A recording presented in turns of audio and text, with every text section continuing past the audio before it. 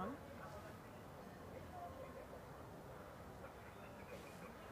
Vous êtes garé en double fil, Ibrahim Malouf? C'est pas ma voiture.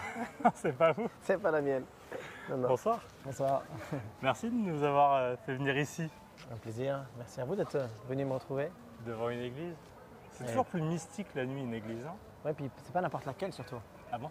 Ah ouais, c'est une des plus vieilles églises de Paris. Ouais. Et c'est une église qui a énormément de sens, évidemment pour moi, pour ma famille et pour toute notre histoire en France en fait. Vous allez m'expliquer tout ça, mais on rentre. Allez. On va voir. Vous avez l'habitude. Alors, vous venez souvent dans les églises? Non, pas des masses. Hein. Honnêtement, j'ai pas. Enfin, quand j'étais petit, oui, notamment dans les églises au Liban. D'accord. J'ai un oncle qui est prêtre et on allait souvent pour chanter les psaumes. Une des choses qui m'a appris la musique, c'est de chanter les chants religieux. Mais bizarrement, en France, ensuite, plus du tout. Et je me suis reattaché à cette église-là en particulier.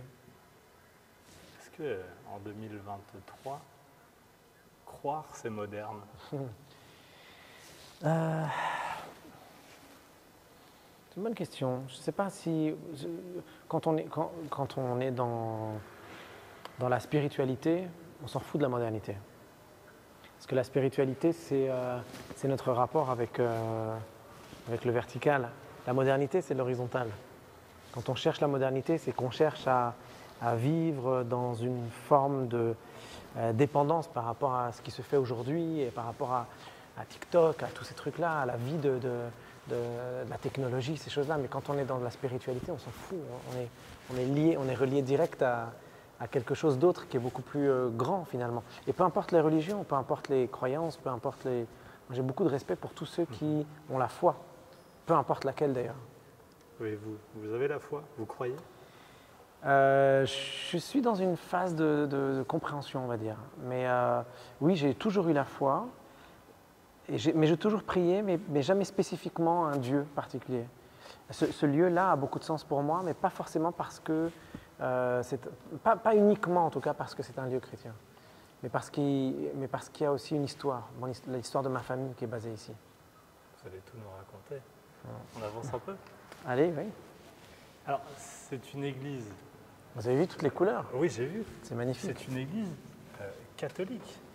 Alors, ce n'est pas orthodoxe, contrairement à ce qu'on pourrait croire, parce que c'est vrai que toutes ces icônes, une ambiance. les églises orientales, en fait, ont gardé une forme un rapport avec l'art, avec l'iconographie, avec les couleurs.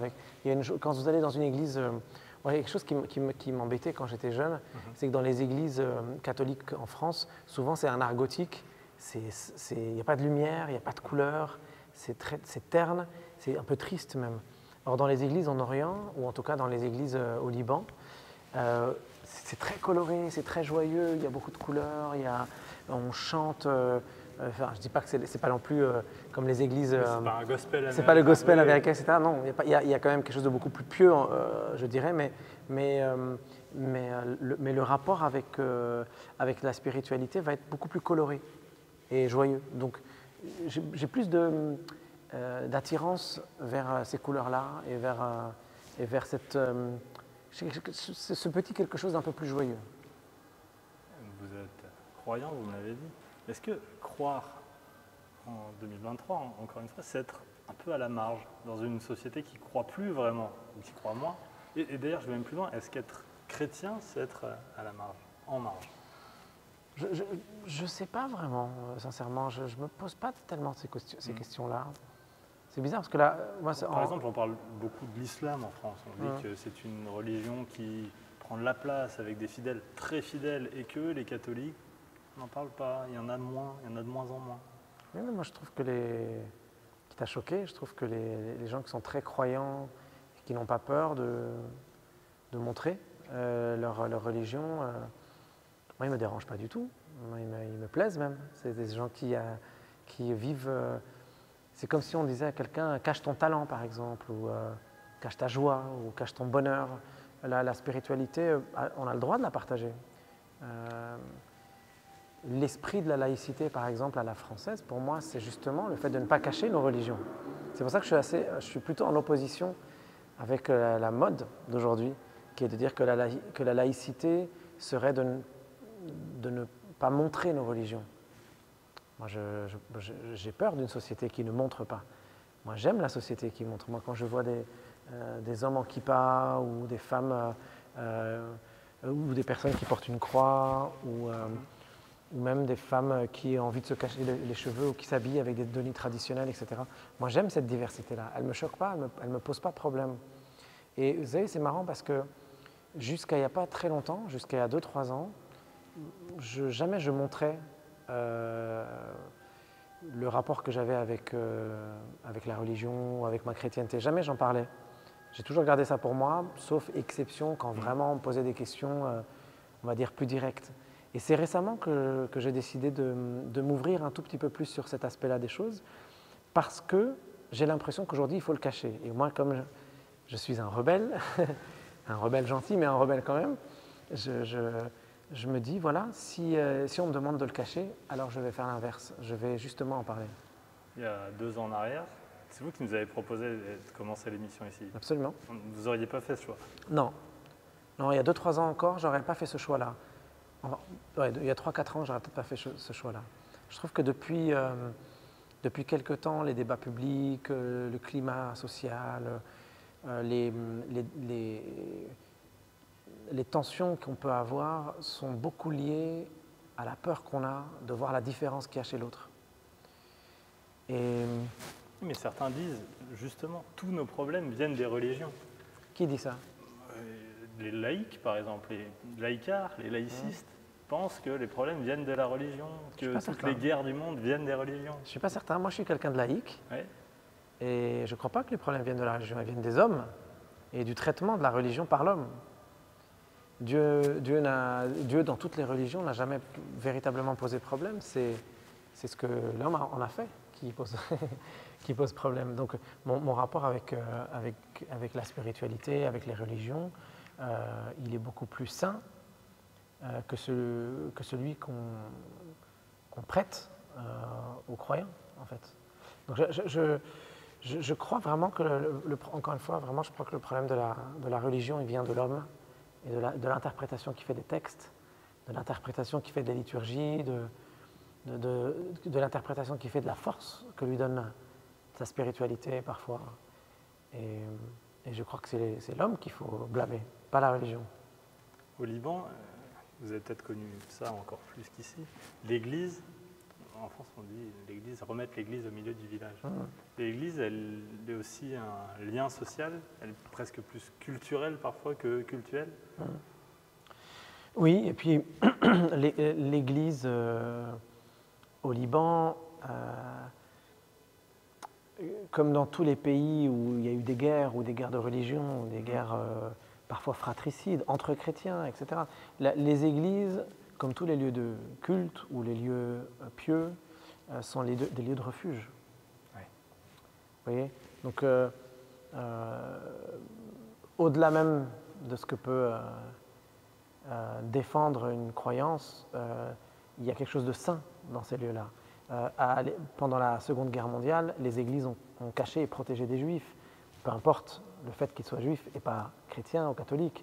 Donc, il y a dans la démarche d'une personne qui croit en Dieu l'idée qu'on partage tous quand même finalement le même Dieu. Et encore une fois, je parle On arrive à le croire, ça? Moi, en tout cas, je le crois. Oui. Moi, c'est ma manière, en tout cas, de vivre mon éducation chrétienne, celle que j'ai eue de mes parents. Et puis, vous savez, quand on s'appelle Ibrahim, et qu'on a la tête que j'ai, et qu'on habite en France, et qu'on s'habille souvent, alors pas maintenant, mais souvent en survêt, et qu'on fait du sport dans la rue, on se confronte beaucoup au regard très hostile qu'ont aujourd'hui les Français, je parle bien des Français, vis-à-vis des populations arabes. Et en tant que chrétien arabe, je sens qu'il y a une forme de dialogue qui est possible et qu'on se doit d'aller chercher. Et qu'on oublie beaucoup en ce moment. Et on se laisse aller dans une facilité parce que 140 caractères sur un réseau social, c'est beaucoup plus facile de détruire que d'essayer de construire. Et on vit à cette époque-là où finalement on a une attention qui est extrêmement minime, que ce soit sur les réseaux, sur les télés, sur les sites, sur la facilité qu'on peut avoir pour descendre quelque chose, pour casser une culture, pour détruire une religion, pour détruire un homme ou une femme, à partir de rien, c'est devenu fascinant. C'est devenu extrêmement facile aujourd'hui. Alors que construire quelque chose, construire un projet, réussir à dialoguer, etc., ça c'est quelque chose qui demande beaucoup plus que 140 caractères sur un réseau. Il faut venir ici peut-être. Voilà. Alors, on peut aller jusqu'ici. Voilà, on n'a pas le droit d'entrer plus loin. Évidemment. Ouais. Alors, vous voyez, moi j'ai, pour que vous compreniez, j'ai demandé mon épouse en mariage ici. Oui. On a fait la cérémonie de ma grand-mère ici, qui avait 99, qui était dans sa 100e année, quand elle est décédée. La cérémonie de ma tante, qui est décédée beaucoup trop tôt. J'ai enregistré un album ici, un album de Noël. Alors justement, cette église, est-ce que finalement... Et surtout, c'est mon père est arrivé ici. Et voilà. Est-ce qu'avant même d'être trompettiste, votre histoire avec la trompette, avec la musique, ça commence ici, ou presque? Mon histoire avec la France commence ici. Expliquez-nous.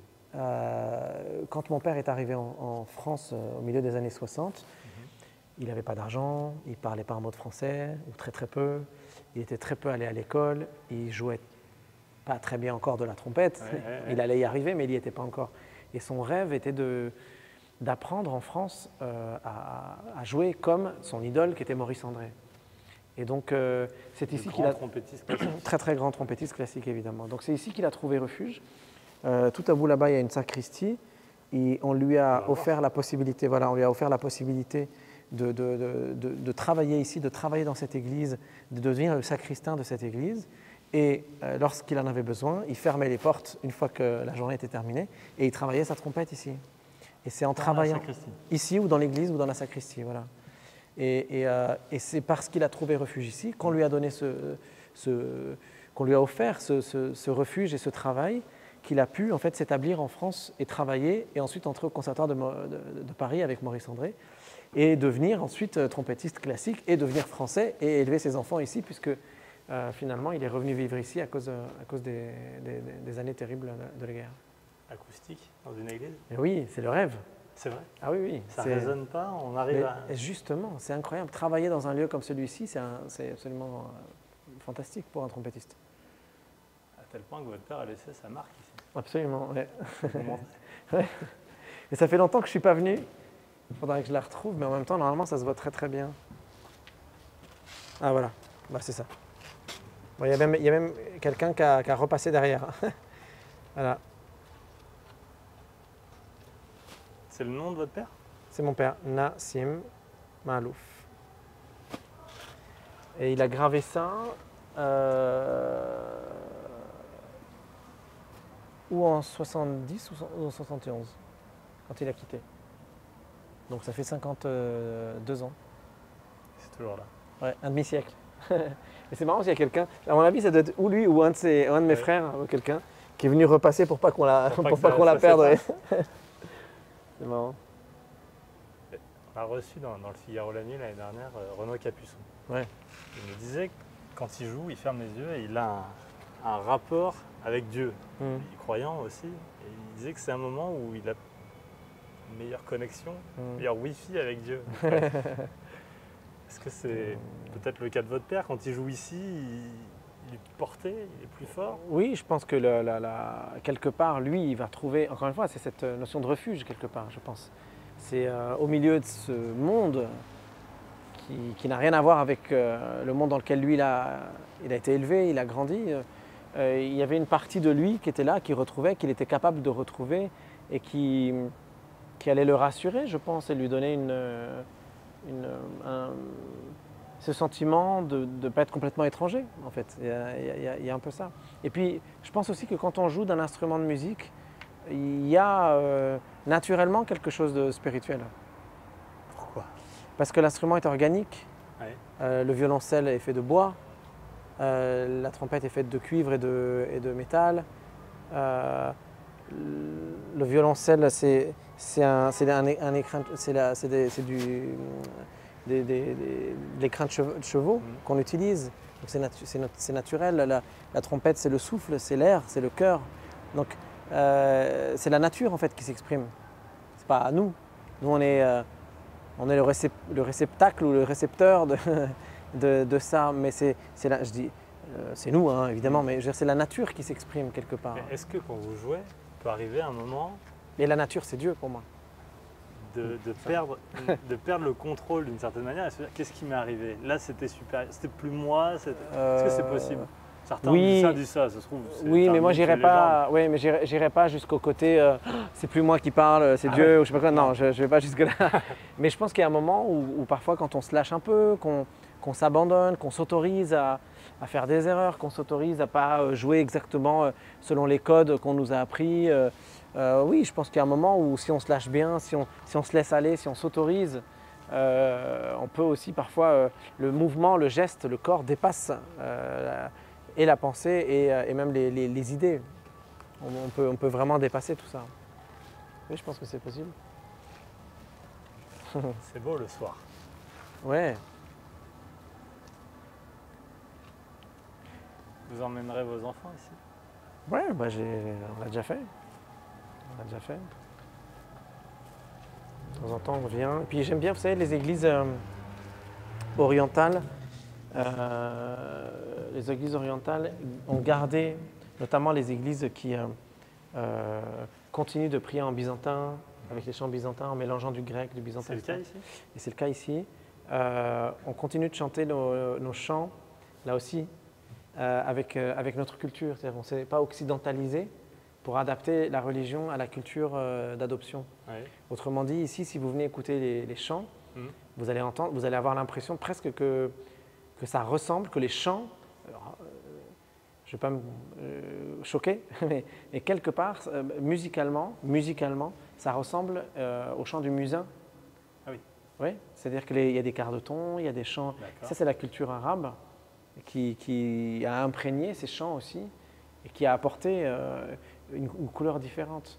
Et c'est beau à entendre des chants en grec, en byzantin, etc., chanter avec ces chants-là. C'est très très beau à entendre. Je viendrai écouter alors.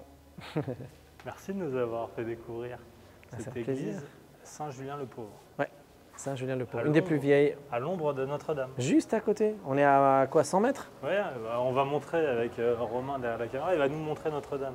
Ah ouais. Allez, on ferme la porte derrière nous. Ah oui. On continue notre périple? Allez. On n'a pas parlé de musique encore. Si, un peu quand même. C'est marrant parce qu'il y a le club aux Trois Maillets qui est juste là, oui. Qui est quand même un endroit mythique de Paris. Et là, Notre-Dame. Et là, on est en plein milieu du quartier latin. C'est un des plus beaux quartiers pour moi, je crois, un des plus beaux quartiers de Paris. Vous habitez à Paris ou pas? Oui, j'habite à Paris. Enfin, j'habite à Paris et je bouge pas mal, mais entre Paris, le Liban et la banlieue. J'ai gardé un pied à Étampes, là où mon père s'est établi. J'ai plein de questions sur Étampes. Ouais. Les Trois Maillets. D'ailleurs, on peut peut-être jeter un coup d'œil. Ben ouais, il y a tout le temps de la musique. Voilà, il y a un chanteur, un piano bar. Un piano bar.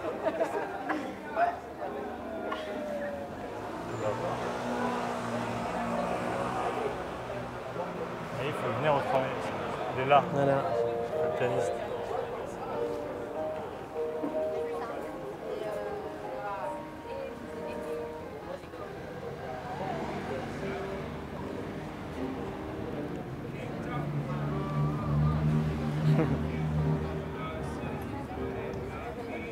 Ah, le serveur attire plus l'attention de la caméra. Allez, on y va. La voiture nous attend. Allez, zou.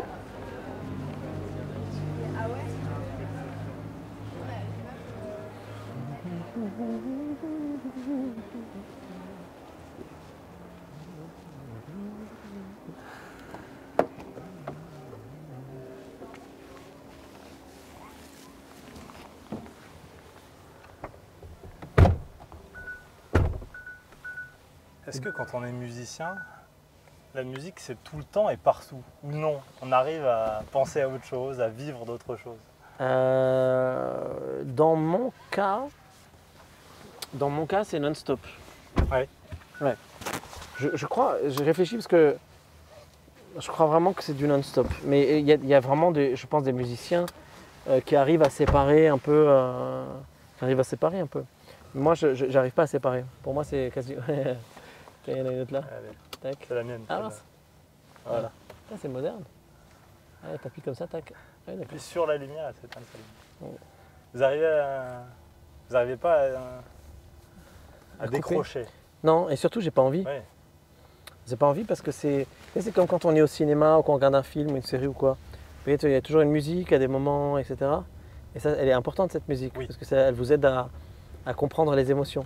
Mais quand vous êtes dans votre musique et que vous êtes en train de créer ou écouter des choses, vous êtes tout le temps systématiquement en train de créer, d'inventer ou de rassembler, d'assembler la bande originale de votre quotidien.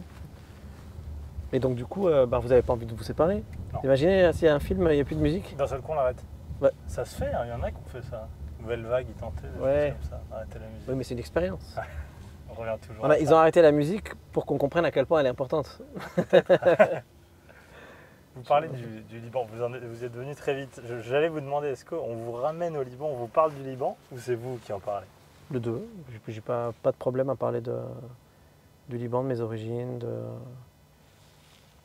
J'ai pas tellement de. Il n'y a pas de sujet que j'aime pas aborder. Je peux parler de tout sans aucune restriction.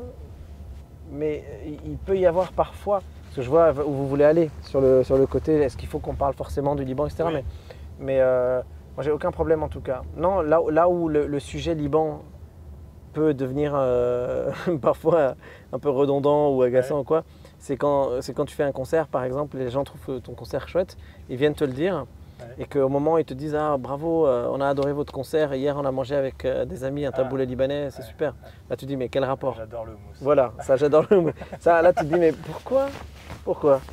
Mais c'est tout, sinon non, C'est un pays qui n'a pas le droit au repos, qui n'a pas le droit d'être paisible. ah ouais. Il est, non, Pourtant, vous savez, touché par la fatalité tout le temps. je vais dire un truc terrible, hein, mais vraiment terrible. Comme il y a deux Libans qui sont très séparés, Ouais. il y a une moitié du Liban qui vit dans la misère, c'est terrible. Ouais. Et s'il n'avait pas d'aide internationale, s'il n'y avait pas la Croix-Rouge, s'il n'y avait pas les aides des associations religieuses, s'il n'y avait pas tout ça, ce serait vraiment, vraiment dramatique. Mais il y a un autre Liban qui vit très bien. Ouais. Et il fait très bon vivre au Liban. Malgré la situation, malgré le contexte, malgré tout. Il fait bon vivre. Moi, j'ai passé un mois là. Et pour quelqu'un comme moi qui n'est pas dans la misère, qui n'est pas dans la rue, qui a un toit, qui a un peu d'argent, etc., qui peut se déplacer, qui a une voiture, qui peut aller au restaurant, il fait très très bon vivre au Liban, bizarrement. Donc il y a vraiment une dichotomie très très étonnante et très inquiétante même dans ce pays. Cette fatalité, ce que vous me dites, maintenant vous êtes aisé, vous faites partie Enfin, des toute Libanais. proportion gardée. Oui, hein, j'entends, vous vivez bien. je vis bien. Quand vous avez quitté le Liban, c'était l'inverse, vous étiez... Non, c'est pas moi qui ai quitté, c'est mes parents. Voilà. Mais Vous êtes non, né au Liban, donc vous l'avez quitté. oui, mais c'est vrai que j'étais tout petit, j'étais Ouais. bébé, donc c'est pas votre choix. exactement. Donc c'est pour ça que j'ai du mal à m'approprier l'émigration. Mais non, mes parents venaient de deux familles très différentes. Du côté de mon père, c'était des anciens riches qui avaient tout perdu. D'accord. Et du côté de ma mère, c'était des anciens pauvres devenus bourgeois. Donc donc c'est vraiment deux familles complètement à l'opposé. Et bon voilà, après ils se sont mariés. Quand ils sont venus ici, vraiment ils se sont retrouvés sans rien et ils ont tout construit. Mais l'origine de ma famille est assez mitigée. Quand vous venez en France, vous avez quel âge? Je suis tout bébé. Ouais. Je me rappelle même pas. Et c'est un choix définitif de vos parents? On part en France, on s'y installe? Non. Je crois que c'est devenu définitif dès qu'on a commencé à être scolarisé. D'accord. Voilà, au début, vous savez, c'est comme malheureusement ce qui se passe en Ukraine aujourd'hui, c'est-à-dire qu'en fait, qui aurait imaginé que la guerre en Ukraine durerait aussi longtemps? Les gens, certains, moi je me rappelle, certains disaient ouais, dans une semaine c'est terminé, ensuite dans un mois c'est terminé, dans un an c'est terminé. Et puis ça traîne, ça traîne, ça traîne. Et c'est souvent comme ça que ça se passe. Hein. On ne sait pas au début de la guerre qu'elle va durer 17 ans par exemple au Liban. Donc le choix de vos parents, c'est d'abord on a fuit. besoin de fuir. On fuit, on s'établit ailleurs le temps que les problèmes se règlent. Ma famille avait des maisons, avait une vie, avait un travail. Mon père était prof au conservatoire, etc. Donc l'idée c'était de partir pour ne pas élever les enfants sous les bombes. Et revenir dès que ça se termine, voilà, dans un mois, dans 6 mois, peut-être dans un an ou deux. Mais pas. Mais dès que les enfants ont 3, 4, 5 ans, il faut les scolariser. Et donc, et vous y êtes retourné, vous y alliez? Ah oui, on y allait tout le temps. On y allait tout le temps. C'est très étonnant. Ça, c'est une chose que je ne m'explique pas beaucoup. Parce que vous quittez pour fuir les bombes, mais en même temps, vous prenez le risque d'y retourner. Alors, mon père, ouais, voilà, mon père avait. C'est dans son histoire. Mon père, c'est quand il a quitté le Liban pour venir étudier. Bon, les histoires sont toujours complexes. Hein. On essaie de résumer, on essaie de trouver des réponses, mais vous savez très bien, hein, les histoires sont toujours très très compliquées. Mon père, quand il a quitté le Liban, qu'il est venu en France pour étudier, il avait un rapport avec son père qui était extrêmement conflictuel. Et son père refusant catégoriquement que son fils aille faire de la musique qui pour lui n'était pas un métier pour lui, etc. À l'époque, vous imaginez. Donc il avait un rapport très conflictuel avec son père, ce qui a fait du coup que chez mon père, il y avait systématiquement, constamment dans toutes ses réflexions, l'idée que dès que là, ça se termine, dès qu'il finit le boulot qu'il est en train de faire là, il va rentrer. Donc il ne fallait surtout pas abandonner, surtout pas quitter. Par exemple, mes parents avaient une peur terrible que si la guerre se termine et qu'on devait revenir au Liban, qu'on ne puisse pas s'acclimater avec le Liban, qu'on ne puisse pas aller à l'école, qu'on ne puisse pas parler arabe, etc. Donc à la maison, par exemple, on n'avait pas le droit de parler autre chose qu'arabe. En étant en France. En étant en France, oui. Et donc au début, il n'y a pas cette ambition de s'intégrer. Au début, c'est un lieu de refuge. C'est un refuge, oui, bien sûr. Et puis c'est normal. Enfin, je veux dire, et après, est-ce que ça change? Est-ce qu'un jour... Chez mon père, ça n'a jamais changé. Ouais. Chez mon père, c'est toujours resté, même encore aujourd'hui. Il a 82 ans, il vous dit, moi, dès que c'est terminé, là, je rentre à la maison. Quoi. C'est pas vrai. Ah oui, oui. Alors qu'il a vécu depuis l'âge de 23 ans en France. Et qu'il en a 23 ans, ça fait 60 ans qu'il est en France. Il a vécu les 3 quarts de sa vie en France. Oui, ouais. Et même encore aujourd'hui, il vous dit, voilà, moi, dès que... Là, juste après l'été, là, j'entre. Il rentrera? Ben non. non, c'est pas possible. C'est pas possible, il y a trop d'attaches ici.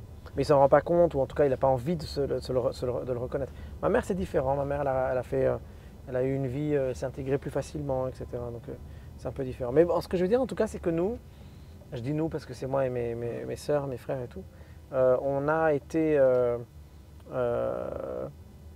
constamment nourris de l'idée que cette culture-là, il ne fallait pas qu'on l'abandonne. Ouais. Ça faisait vraiment partie de nous. Ça ne veut pas dire qu'il faut qu'on soit que ça et rien d'autre, mais qu'il ne fallait pas avoir honte de cette culture-là, qu'il ne fallait pas l'abandonner, qu'il ne fallait pas avoir peur de parler arabe, même en France, alors devant des gens, etc. On s'intègre, c'est-à-dire que vous parlez souvent de la France, et j'avais plein de questions d'ailleurs. Vous avez par exemple joué la Marseillaise le 14 juillet, c'est un amour profond pour la France. À quel moment, quand on est dans cet environnement, on peut devenir français, vraiment français, s'intégrer, et tomber amoureux et parler la langue, et, voyez. Mais à mon sens, à mon avis, je sais qu'il y a beaucoup de gens qui ne seront pas d'accord avec ça, mais pour moi être français c'est une volonté. C'est pas un prénom, un nom de famille comme certains voudraient nous le faire croire. C'est pas une question de religion. C'est pas une question de comment je m'habille ou comment je parle, si je suis poli ou pas poli. C'est une volonté. Qu'est-ce qu'il faut vouloir? Simplement l'être. La culture française, le respect de la culture française, aimer Voltaire, aimer Victor Hugo, aimer la culture, aimer l'architecture, aimer la musique française, aimer juste l'aimer. Mais ça ne veut pas dire qu'on n'a pas le droit d'aimer ou d'être autre chose en même temps. Être français, ça veut, pour moi, c'est le danger. Et c'est un gros débat aujourd'hui. On en parle depuis tout à l'heure, hein, c'est pas grave. Mais le gros danger, c'est de s'oublier, c'est d'oublier qui on est, d'où on vient. Il n'y a rien de pire que d'oublier d'où on vient. C'est terrible parfois d'entendre certains politiques ou journalistes plaider pour l'oubli de sa culture au bénéfice d'une forme d'assimilation. Et ça crée des personnes très déséquilibrées, à mon sens. Parce qu'on, Mais quand les cultures sont très différentes, parce que ça alors, arrive. mais la différence n'est pas incompatible. Regardez la Est-ce qu'on preuve. peut- Est-ce qu'on peut... في أحكي معك بالعربي. Mais est-ce que ça fait ça fait de moi quelqu'un de moins français alors que Non. je vous parle en arabe? Non. Vous m'avez dit quoi d'ailleurs? Je suis en train de te parler en arabe. Mais je me bats chaque jour pour expliquer que ça n'a rien à voir. Ça n'a rien à voir. Je te parle en arabe, d'accord? Et le mot est quelque chose de fascinant parce que le mot, la grammaire, l'orthographe, la littérature, cette culture-là du mot, elle est représentative à la fois de toute la richesse de nos cultures et des peurs de notre culture. Le mot, c'est ce qui définit, le langage, c'est ce qui nous aide à définir qui on est, mais c'est aussi l'arme que peuvent utiliser les gens contre nous. Vous voyez, donc la littérature, par exemple, la musique moins, la peinture moins, la danse moins, ce sont des arts visuels, sonores, etc. Mais la littérature, par exemple, où les mots ont su être utilisés à bon escient et parfois à mauvais escient. Et je prends souvent cet exemple-là parce que le mot, qu'il soit dit en français ou en arabe, ou en espagnol ou en chinois, ou peu importe, nous inquiète quand on ne le comprend pas. Il devient une menace quand on le comprend pas. Mais Alors quand on le qu'il est le comprend, même. alors que c'est le même. Mais alors, Et Victor Hugo l'a bien dit, hein, prenez garde aux choses que vous dites, tout peut sortir d'un mot qu'en passant vous perdite, etc. etc. Alors le mot, dès qu'il t'échappe, dès qu'il devient une rumeur, ça devient ton ennemi. Alors que c'est ton plus fidèle ami, sinon, dans la vie. alors vous me dites, et je l'entends, et je suis d'accord avec vous d'ailleurs, on a une culture, on a des origines, il ne faut pas l'oublier. Mais pourquoi certains, et c'est... Ça va être le débat de toute notre soirée où on va passer à autre Non, chose. on va passer à autre chose, bien sûr. Pourquoi certains, par exemple, et vous me dites, j'avais envie de devenir français. Pourquoi pour certains, c'est pas possible ça? Et bien sûr que c'est possible, c'est juste qu'ils ont envie d'être français, mais autrement que ce que certains attendent d'eux. Ouais. Être français, on n'a pas tous le béret avec la baguette. Non, Voilà. je Donc, crois qu'on est, personne n'est comme ça. et oui, et pourtant, pendant longtemps, c'était ça le cliché du français. Oui. Donc vous savez qu'il y avait des gens, moi j'ai rencontré à l'époque où j'étais prof dans un collège en ZEP à Étampes, et j'avais des jeunes en difficulté, etc. Et je rencontrais leurs parents. Parfois, je me souviens très bien d'un jeune qui était en grande difficulté, qui posait énormément de problèmes, etc. Beaucoup de gens disaient c'est la religion, c'est les parents, c'est l'éducation. J'ai dit ok, je veux rencontrer ses parents. C'est que ses parents sont arrivés, son papa portait le béret, parlait français avec un accent hyper français, etc. Je lui ai dit mais quel est le problème avec votre fils? Il me dit mon fils n'a pas accepté que la société française me rejette. Vous avez un papa, la deuxième génération, exactement. la troisième génération. Donc vous avez un papa d'origine algérienne qui lui est venu en France pour travailler et pour avoir un métier, etc. Qui lui s'est très bien intégré, qui n'a aucun problème avec la vie en France, qui s'est parfaitement bien intégré dans la société française, mais que la France a refusé, que la France a mis dans un HLM et ne l'a pas accepté, et c'est son fils qui refuse aujourd'hui. France-Liban en foot, vous êtes pour qui? Il n'y a pas longtemps, il y a eu un match France-Liban en basket, et c'est la France qui a gagné. Vous m'avez pas répondu. Pour les deux. C'est comme si vous me demandiez de trichez. choisir entre ma mère et mon père, ou entre Oui. ma fille et mon fils. Bien sûr. C'est pas possible. Le New Morning. Ah, ça c'est un des lieux que je préfère à Paris. Ah bon? On a le droit d'entrer ou pas? Oui, on va rentrer. On est attendu normalement. C'est vrai? Ouais. Ah, vous avez tout bien organisé. Grâce à vous. Ah, c'est chouette, c'est chouette. Pourquoi? Ça, C'est un endroit que vous adorez? Ah, ici, d'abord parce que c'est un lieu mythique à Paris. C'est un lieu extraordinaire. Il y a eu des concerts, Bonsoir. des jam sessions historiques ici. Bonjour. Thibaut, Bonsoir. enchanté. Ibrahim, enchanté. Ça va? Bonjour. On peut faire un tour? Allez-y. Merci beaucoup. Et c'est un lieu pour regarder Archie Shepp, juste là. En fait, il y a une âme dans ce lieu.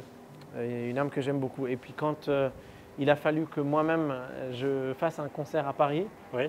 Mon manager que venais tout juste de rencontrer quelques semaines avant, quelques mois avant, on commençait à construire un peu mon parcours. Il m'a dit quel lieu tu veux, où tu as envie de faire ton concert. Et je lui ai dit voilà, j'aimerais que ça se fasse ici, au New Morning. Il y a un mythe du club de jazz. Club de jazz mythique, historique. Est-ce qu'on fume ici? On doit fumer dans un club À une de époque, jazz. en tout cas, il fumait vraiment.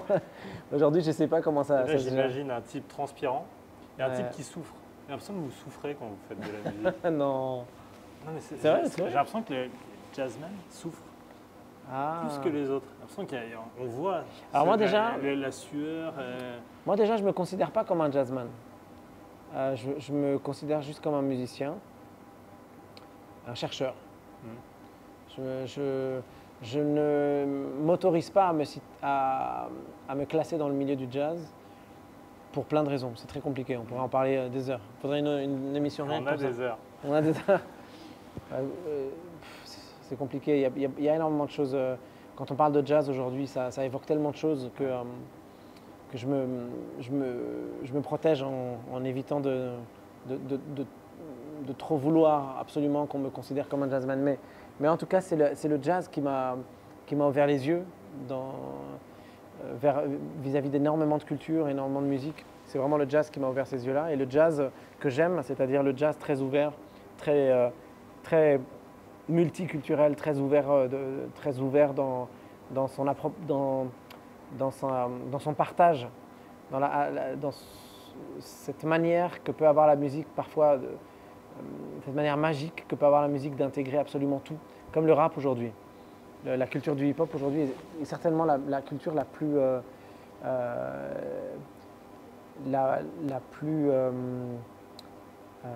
riche en diversité de culture. C'est un héritier du jazz, le rap. Et le hip-hop est un enfant du jazz, absolument. Et donc, il n'y a pas plus inclusif que le rap, que le hip-hop. Il n'y a rien de plus inclusif que le rap et le hip-hop.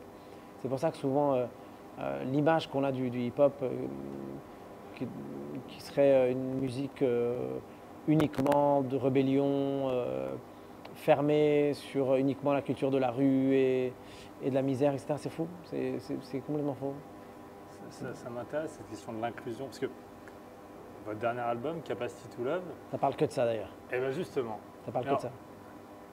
qu'est-ce que ça Quel veut est- dire? Déjà, j'ai lu, alors il y a tout un pile, alors j'ai écouté bien sûr, j'ai lu ce qu'on dit, il est toujours sur la pochette, etc. Ouais. C'est pas un discours un peu attendu, je veux faire de la musique pour réunir le monde, rassembler les gens. Est-ce que les gens croient en ça? Est-ce qu'ils ont envie de ça? Est-ce que c'est pas un peu... Bon, Mais justement, c'est bien ça le problème. C'est qu'on croit de moins en moins à ça. ouais, Mais est-ce que moi je suis censé faire ce qui plaît aux gens ou faire ce dont je suis ça convaincu? fait un peu bisounours quoi. Eh bien, aujourd'hui, être bisounours, c'est être complètement à l'opposé de la mode. Et moi, je ne cherche pas à être dans la mode. Aujourd'hui, être consensuel, c'est devenir ringard. Oui, Alors, je le reconnais, je suis ringard dans ce cas-là. Mais est-ce qu'on a autre chose à proposer aujourd'hui? Est-ce que forcément, pour être dans l'air du temps, il faut être dans le clash? Est-ce que forcément, pour être dans l'air du temps, pour être à la mode, il faudrait que je me mette à moitié à poil, être dans une forme d'art un peu démagogique, mais qui consisterait à faire du clash, à salir, à abîmer? Moi, j'ai pas envie de ça. Ça ne me plaît pas, ça m'a jamais attiré. J'ai toujours aimé les artistes qui réunissaient les autres. J'ai toujours eu beaucoup de mal à apprécier les artistes qui divisent. ah bon? Ouais. Par exemple. Moi, je sais pas, par exemple, quelqu'un comme Kulthum, par exemple. Kulthum, on reparle un peu de ça, mais c'est pas grave, mais parce qu'on parle aussi de social. C'est Mais intéressant. Kulthum, c'est une artiste donc égyptienne. C'était une artiste égyptienne, une des plus grandes divas, Ouais, bien même sûr. encore aujourd'hui, qui est adulée, Mhm. mais par tout le monde, par tous les Arabes, les chrétiens, les musulmans, les juifs, les athées, tous les Arabes. Aujourd'hui, il y a même une rue Kulthum en Israël. C'est-à-dire qu'aujourd'hui, il y a très peu d'artistes qui sont capables de fédérer à ce niveau-là Mais il y a des artistes, il y a intergénérationnel, des artistes interculturel. engagés intéressants. Et quand on est engagé, on peut être clivant. Le- Je sais pas, le- par le- exemple, Renaud, par exemple, qui est un type engagé, vous l'aimez pas? J'ai pas dit que j'aimais pas. Non, vous voyez ce que je veux J'ai dire? dit que j'avais du mal. Vous avez du mal, oui, c'est vrai, vous avez raison. Voilà, j'ai pas dit que j'aime pas. Non, non, bien Je sûr. peux apprécier parfois l'art ou le travail qui est fait, mais je vais pas facilement adhérer à ça. Je vais pas suivre. Je vais pas être un follower. Je vais pas être un fan. Ouais. Je vais dire voilà, j'aime bien ce travail, mais je reste à distance. Voilà. J'aime les artistes qui n'ont pas peur de considérer que l'art est un objet d'union, est une raison d'union, pas de division. Alors, mais musicalement, alors ça m'intéresse parce que il y a les gens que vous réunissez sur cet album, il y a beaucoup de rap, il y a beaucoup de gens qui viennent de ce milieu-là, du hip-hop. Mais musicalement, ça donne quoi une musique qui inclut et est-ce que ça peut se caractériser vraiment? Et une musique qui exclut? Une musique qui exclut, on le sait, on le connaît. Et si j'en parle, je vais encore me faire taper dessus. C'est-à-dire? Et le problème, c'est que comme c'est une culture que je connais très très très bien, et alors ça dérange beaucoup de gens quand j'en parle, et je remets une pièce dans la machine là, mais bon, on parle des cultures qui ont tendance à parfois ségréguer, mais il y a quelques années, il n'y a pas si longtemps, j'assistais, comme chaque année, parce que j'adore ce concert, au concert de l'orchestre de Vienne Ah oui, pour le Nouvel An. oui, ça m'intéresse. Voilà, et j'adore ce concert parce que je l'écoute chaque année. Et depuis qu'on est tout petit, c'est même devenu une sorte de moment familial hyper important, intense. On mettait la musique à fond, la Ouais, télé, ouais, on n'avait même pas le droit de parler parce qu'il fallait écouter, etc. Et moi j'adore, je viens de la musique classique, j'ai étudié la musique classique depuis longtemps, j'ai travaillé dans les orchestres, j'ai fait des... Enfin je veux dire, ma vie, en fait, elle s'est construite dans ce monde-là. Et donc quand moi, enfant de la musique classique, je me permets de remettre en question la diversité qu'il y a dans cet orchestre de Vienne, qui n'est pas quelque chose que j'ai Oui, inventé, vous avez dit que c'était extraordinaire. mais simplement mais vous qu'il manquait un peu comprenez. de diversité, Oui. que ce serait sympa qu'à l'avenir, on ait un orchestre avec des personnes qui jouent dedans qui sont beaucoup plus représentatives de ce que le monde occidental Oui. aujourd'hui. Et de pas... voilà. Et en plus, alors, ce qui est terrible, c'est que bon, ça a été une énorme blague, hein, cette histoire, parce qu'au final, moi j'ai juste dit ça. Et ensuite, la presse a grossi les traits en prétendant que j'aurais voulu remplacer les Blancs par des Arabes et des Noirs. Et vous avez certains de vos collègues qui se sont permis d'écrire ça. Et c'est terrible parce que j'aurais même pu porter plainte, etc. Mais j'ai préféré étouffer, laisser tomber, etc. Mais ce qui est grave, en fait, c'est de ne pas pouvoir dire qu'on a envie de cette liberté-là, de cette diversité-là. Juste simplement de le dire. Moi, j'ai simplement fait un souhait, en fait. C'était même pas une critique. Et pourtant, je pourrais, puisque l'Orchestre de Vienne est connu pour avoir volontairement ségrégué, d'avoir volontairement refusé qu'il y ait des personnes de couleur intègres. C'est-à-dire, ils l'ont reconnu.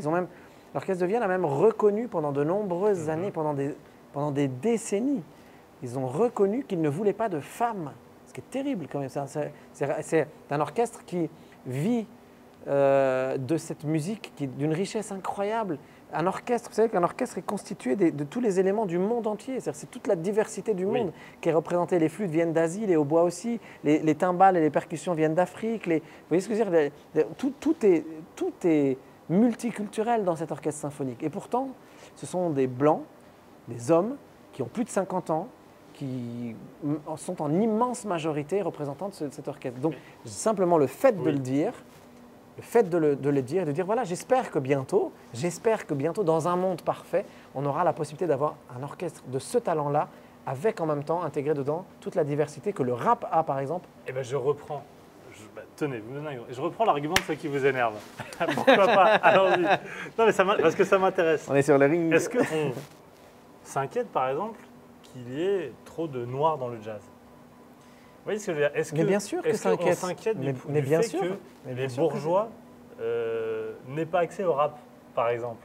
Non mais attendez, N'aient pas, vous allez donner un premier exemple, d'accord? Oui, Je vais vous donner les deux réponses à vos exemples. j'adore. D'accord. Allez-y. Dans le jazz, le jour où Benny Goodman ou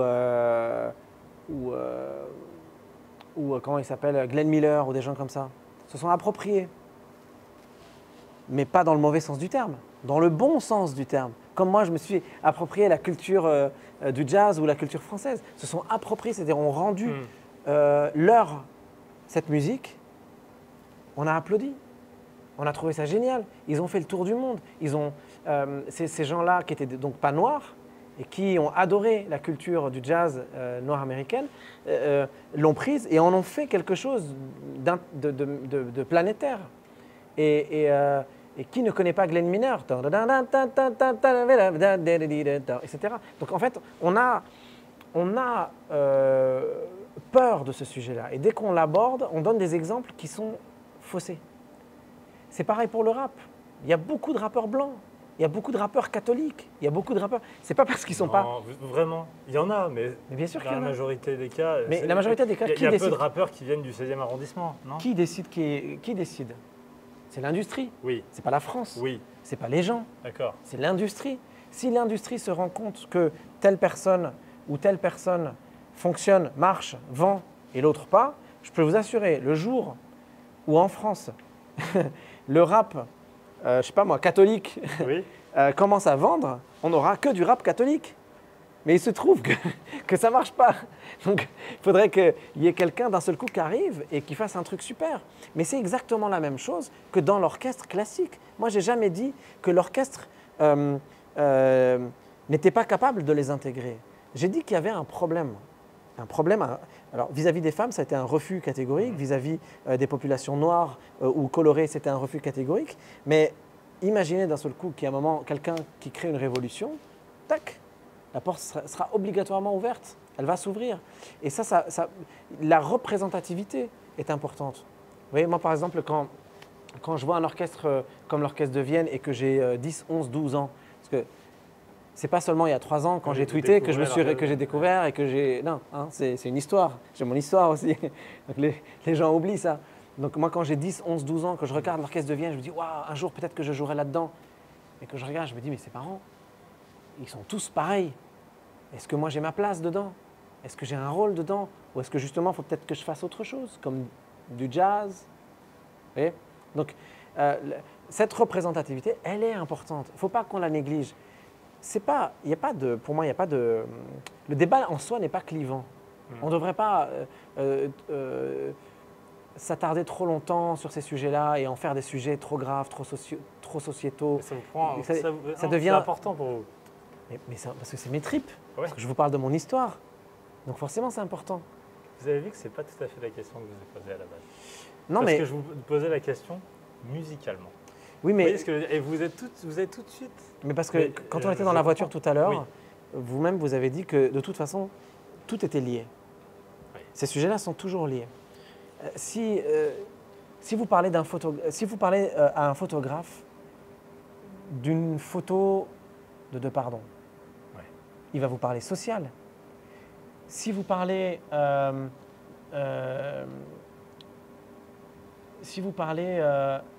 un cinéaste comme Gondry de son film, il va vous parler de la société, il va vous parler de la création, de son histoire, de comment lui, on a cru qu'il était fou, parce qu'il avait des idées qui étaient complètement hors normes. Il va vous parler de sa place dans la société. Donc il est évident que quand on parle de ça, on parle de musique, donc on parle de mon histoire, de mes tripes. On était tout à l'heure à Saint-Julien-le-Pauvre. Ouais. Donc quand on parlait de musique, on parlait de religion et on parlait de l'histoire de mon père et de mes grands-parents. Donc tout ça est lié. On ne peut pas faire semblant que ce ne soit pas lié. Vous vous souvenez de la première fois que vous êtes venu ici? Ah sur cette scène? C'était plein ou pas? Ah, c'était blindé. C'est vrai. Mais c'est pourquoi c'était blindé à craquer. C'est pas parce que les gens sont venus et ont payé leur place. Il y en a qui ont payé leur place, mais c'est aussi parce que j'ai invité tout le monde. Ah oui, d'accord. Tous les gens que je connaissais. Ça n'a pas été une grande soirée pour le New Morning? Non, pas trop peut-être. Si, peut-être dans le bar, ou pour le bar. Mais les 2-3 jours qui ont précédé, j'étais dans la rue avec mes flyers et je flyais sur tous les pare-brises de toutes les rues que je pouvais trouver.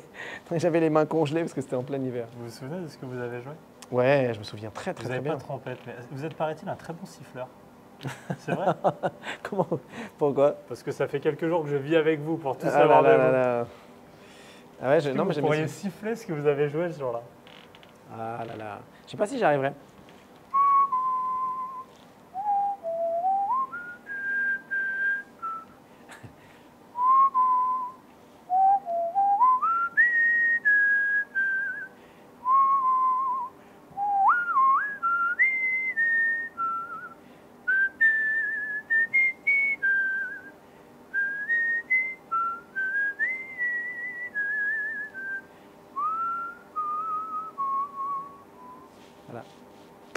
Vous vous souvenez de la salle? Ouais, non mais j'adore cette salle, vraiment. Et puis il y a pas longtemps, j'ai refait un truc sympa ici aussi, une sorte de jam et tout. Non, c'est un lieu vraiment magnifique.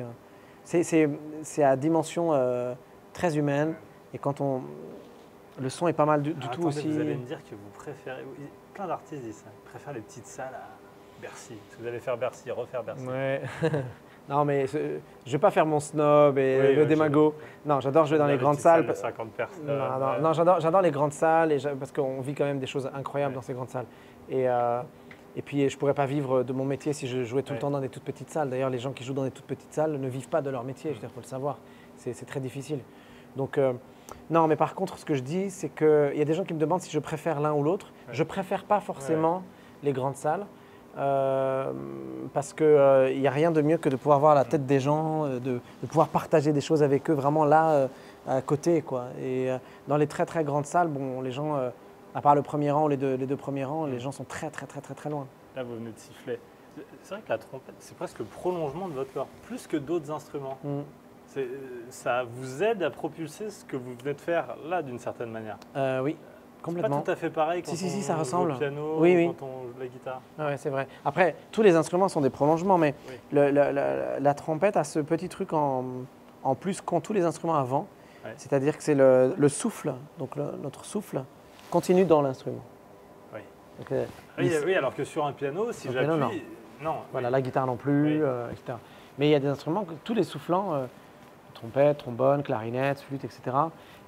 Notre souffle intègre l'instrument et donc il est complètement intégré dans tout notre système de cardiaque en fait.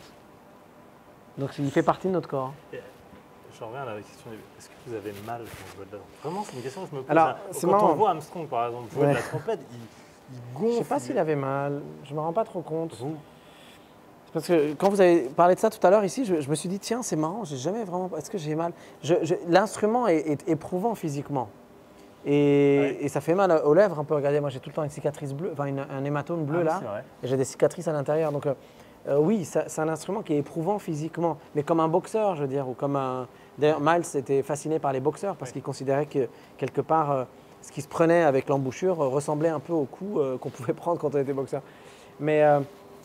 je pense qu'il ne faudrait pas, en fait, idéalement, souffrir. Ah, c'est-à-dire que quand vous souffrez, c'est que vous ne faites pas ce qu'il faut. C'est qu'il y a un truc qui ne va pas. Ouais. Et c'est qu'il y a beaucoup de… Mais à un moment, cet hématome, vous ne pouvez rien faire contre. Alors l'hématome, je ne peux pas faire grand-chose, si ce n'est peut-être jouer avec plus de douceur sur cet instrument. Mais quand vous êtes un trompettiste agressif? Non.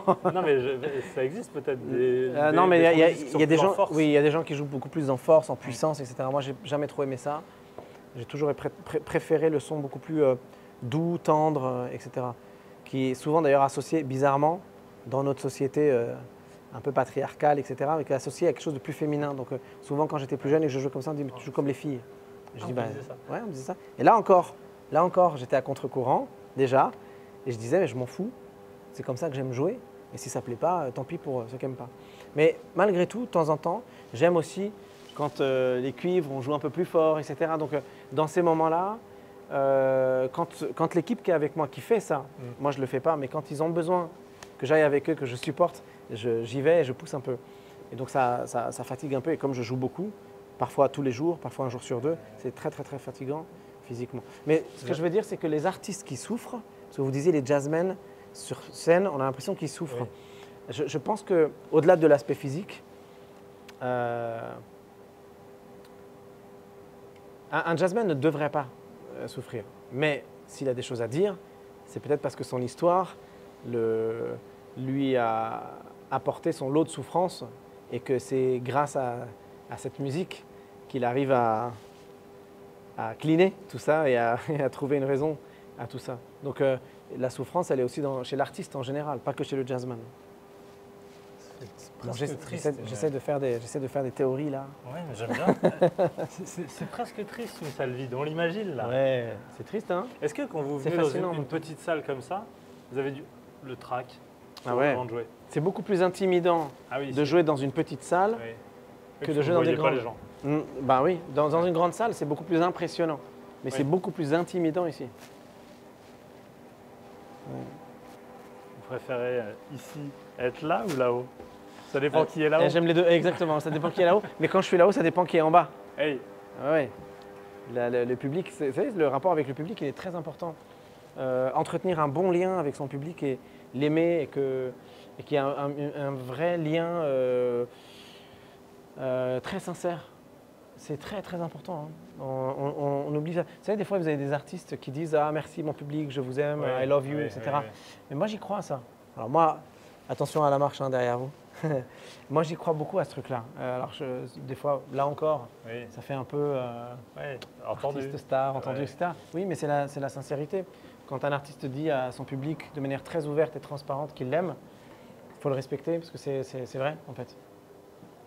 J'ai entendu, vous savez, jamais en public, mais j'ai entendu, pas beaucoup, mais quelques artistes, ça se compte dans le doigt d'une main, Ouais. mais qui m'ont dit qu'ils détestaient leur public. Mais c'est-à-dire, ça veut dire que leur public, ce qu'ils représentent, la population qui vient les voir, Ils ne les aiment pas. C'est terrible, hein? Mais ça, on l'entendra rarement dit par l'artiste lui-même. ce qui est normal, Mais j'ai entendu d'ailleurs. des artistes le dire.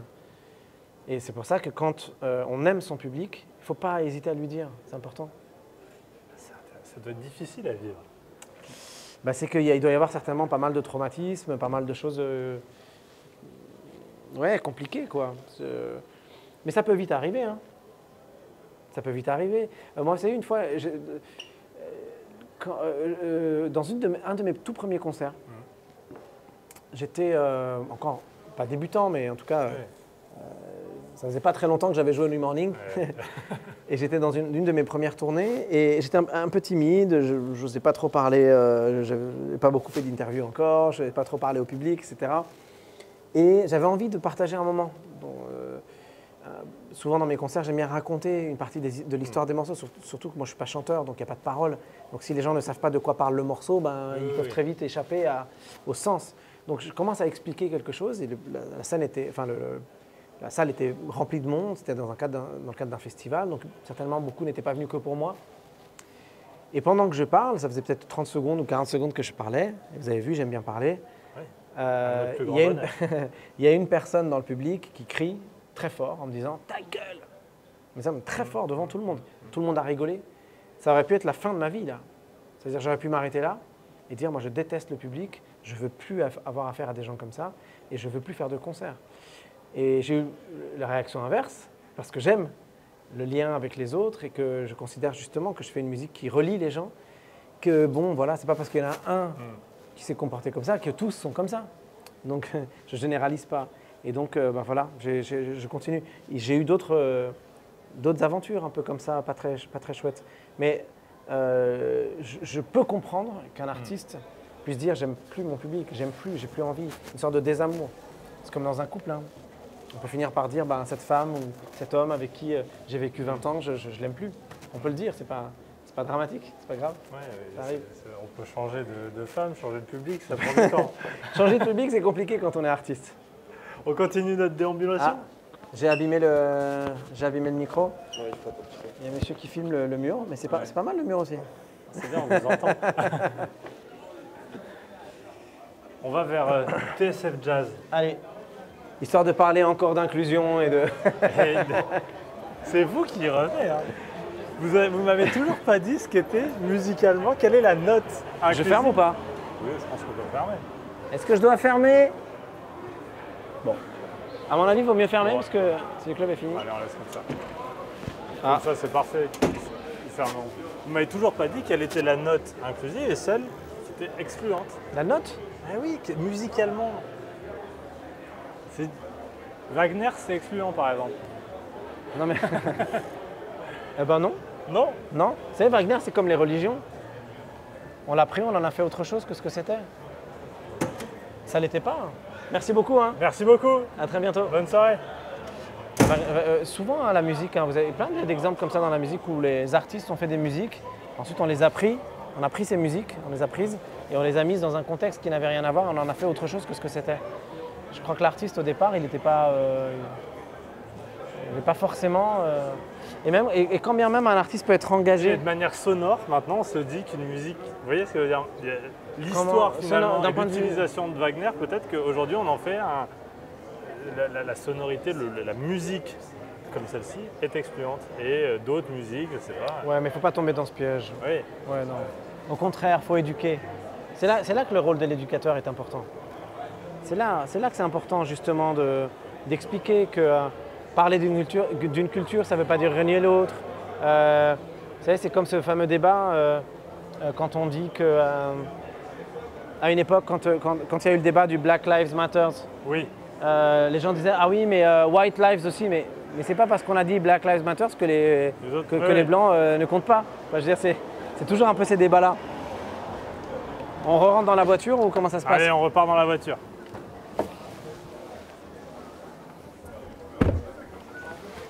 Il y a un truc qui se fait beaucoup. Il y a un truc qui se fait beaucoup aujourd'hui et je crois que c'est beaucoup la faute aux réseaux sociaux. C'est deux choses qui pour moi détruisent tout. C'est l'essentialisation et la décontextualisation. Ça détruit absolument tout. Et qu'on est en train de parler. Ouais. C'est même dans un débat, hein. Même dans un couple qui discute. Terrible. Dans un couple qui dispute. Un jour je vais écrire une pièce de théâtre.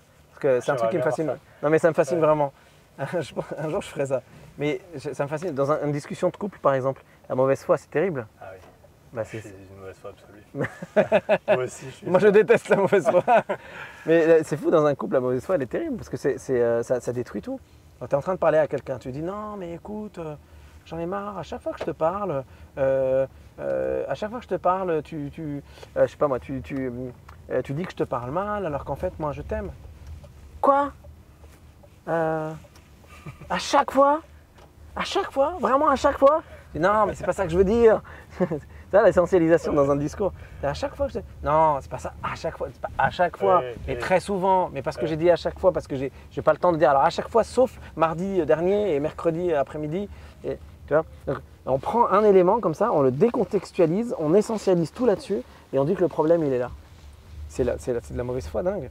Et aujourd'hui, c'est ce qu'on fait. Et les sujets qu'on a abordés depuis le début de notre rencontre jusqu'à maintenant, je crois en tout cas que beaucoup des malentendus qui existent, que ce soit sur la musique, sur les religions, sur les débats sociaux, etc., tous les sujets qu'on a pu évoquer sur le jazz, sur les blancs dans le jazz, etc., tous ces sujets-là, en fait, sont pour moi, enfin c'est un avis, je donne mon avis là, mais sont beaucoup liés ces débats sont nés des malentendus. Et ces malentendus sont le résultat de décontextualisation et d'essentialisation systématique dans le débat public ou dans les débats. On va parler de la scène. Vous êtes éloigné de la scène pendant quelques années. C'est vrai que votre nom est parfois maintenant associé à une affaire de laquelle vous avez été totalement blanchi. Et ça, il faut le dire. Et là aussi, on m'essentialise parfois là-dessus. Et il y a eu énormément de décontextualisation là-dessus. Non, mais tout à fait. Ouais. Et justement, je ne vais pas vous mentir, quand je reçois Ibrahim Malouf, on dit « Ah, est-ce que tu vas lui parler de ça ?» Ouais, bah oui. Est-ce que c'est une blessure, ce qui s'est passé? Ah oui, bien sûr. C'est une très très grosse cicatrice, mais beaucoup plus pour ma famille, pour mon entourage, pour les gens qui m'aiment, pour mes amis proches, pour mes collaborateurs. C'est presque plus pour eux. Parce que quelque part, moi, vous savez, quand vous savez que votre cœur est pur, et que vous n'avez rien à vous reprocher, vous avez une force incroyable. Parce que vous vous dites, mais ça, c'est pas possible. Évidemment qu'il y a un jour où. Alors que quand c'est pas vous, en fait, les gens autour ont tellement peur de vous perdre, que vous perdiez. Est-ce qu'ils presque doutent de vous d'une certaine manière? Non, dans mon entourage, personne n'a douté. Les gens me connaissent très bien. Non, bien sûr, mais non, il y a pas, ce que vous expliquez, il y a non, une c'est pas le doute. inquiétude. Non, c'est la peur que moi je tombe. Ouais. C'est que vous savez, il y a plein d'histoires comme ça, pas faire de misérabilisme, mais il y a plein d'histoires comme ça où des personnes qui ont été accusées, ou se sont suicidées, ou ont fait des dépressions terribles, ou aujourd'hui sont enfermées, veulent plus voir personne, etc. Moi, j'ai failli. J'ai failli tomber dedans, et puis à un moment donné, j'ai respiré, j'ai repris espoir, etc. Donc moi, je suis complètement sorti de ça. C'est les autres qui me le rappellent systématiquement. Il y a une notion majeure en France. Alors que ma mère, par exemple, je Ouais. sais que c'est une blessure terrible. Ma femme, je sais que ça a été horrible pour elle, parce qu'elle me connaît tellement bien, donc elle sait très bien. J'imaginais mes enfants, ma fille, etc. Les personnes avec qui je travaille, ces personnes-là, ou mes amis proches, ces personnes-là, je sais que eux se sont relevés beaucoup plus difficilement que moi. Il y a une notion très importante en France qui est la présomption d'innocence. Ouais. Tout le monde se dit très attaché à ça. Est-ce qu'avec vous, elle a été bafouée? Ah bah voilà. Ah bah ouais. Ah bah ça. Elle a été plus que bafouée. Elle a été. Vous allez couper dans cette vidéo ou vous gardez tout? Non, on garde tout. C'est vrai, vous gardez tout. Ah bah on va être honnête, hein. Oui. Mais même vos collègues au Figaro ont été terribles avec moi. Ah bon? Bah oui. Mais c'est pas grave. Et je vais vous dire un truc. Moi, j'essaie d'être philosophe par rapport à tout ça. Que mon grand-père était un journaliste. Il avait un magazine, il avait un journal au Liban qui a fini par faire faillite. Mais il a fait faillite parce qu'il était d'une honnêteté incroyable. Et très souvent,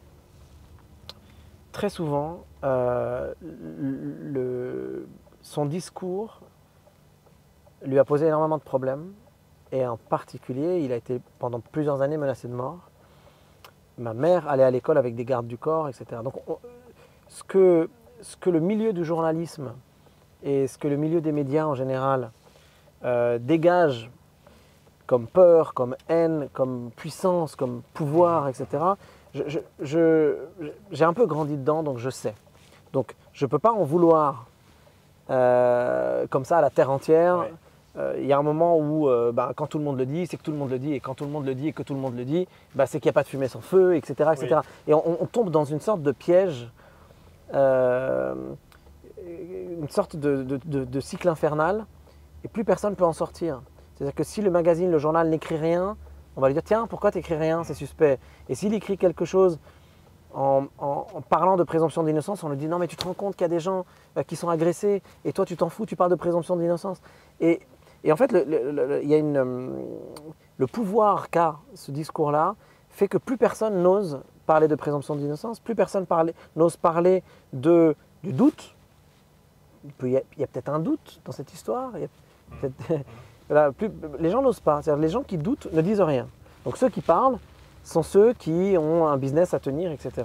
Donc j'en veux pas, si vous voulez, à tout le monde. J'en veux peut-être aux premiers qui l'ont fait. Et d'ailleurs, j'ai porté plainte et j'ai gagné ma plainte. Et voilà. Ce sont des confrères. Ce sont des confrères, en effet, à vous. Et j'ai gagné. Et ils ont été lourdement condamnés. Ça veut dire qu'il y a une justice en France. Et ça, c'est très bien. Est-ce que, d'une certaine manière, vous considérez, vous avez du recul maintenant, vous êtes victime, une victime collatérale peut-être du mouvement MeToo? D'abord, je ne me considère pas du tout comme une victime. Ouais. Je déteste être une victime, Oui. donc je ne le serai jamais. Peu importe les contextes et les problèmes que je peux avoir, je contrôle ma vie et la preuve, voilà. Aujourd'hui, tout va très bien et Oui. la justice a fait son travail. MeToo, moi-même, je me considère comme étant un MeToo. Moi, je pense que les femmes, en particulier les femmes, et aussi certains hommes, ont raison de dénoncer, ont raison de parler, parce que malheureusement, il y a eu beaucoup trop de dérapages, il y a beaucoup trop de féminicides, il y a beaucoup trop d'agressions. Moi-même, j'ai été témoin plusieurs fois d'agressions et j'étais la personne qui intervenait à nombreuses reprises. À une époque où on ne parlait pas de MeToo encore, hein, même avant, c'est-à-dire là où la fraternité devait dire bah, vas-y c'est bon, etc. Ouais. Moi j'étais celui qui disait non mais tu ne te rends pas compte, est-ce que tu vois ce que tu viens de dire ou de faire, etc. Est-ce que tu te rends compte de l'allusion que tu viens de faire, est-ce que tu te rends compte de la blague que tu viens de faire, comment telle personne peut l'interpréter. Et pas qu'avec les femmes, même vis-à-vis des communautés gays, lesbiennes, etc. Et en général, même vis-à-vis des autres religions, de la tolérance vis-à-vis des autres, de la différence, etc. Donc j'ai toujours été à l'avant-garde, et dans ma famille, tout le monde le sait, de ça. Donc c'est pour ça que quand ça m'est tombé dessus aussi, il y a eu un bouleversement encore plus terrible, parce que justement, moi j'ai toujours défendu les femmes dans dans ce qui était de dénoncer. Voilà. Là où je trouve qu'il y a un problème, c'est cette volonté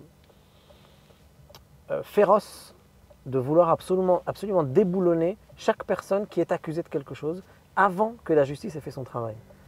Ça me fait très très peur parce que pour moi c'est la porte ouverte à tout et n'importe quoi. C'est-à-dire là demain, je peux dire, vous m'avez mis une main vous m'avez agressé, vous m'avez mis la main sur ma jambe, ou là, moi je viens de faire ça, vous allez me dire, mais attends, mais ça c'est, tu as mis ta main sur moi. Là vous allez voir la police, vous pouvez leur dire, il a mis la main sur moi.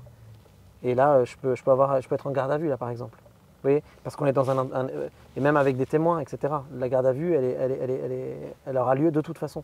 Donc, c'est-à-dire qu'à partir du moment où il y a une garde à vue, donc, là, une presse, quelqu'un peut le révéler, donc, d'un seul coup, vous perdez votre travail.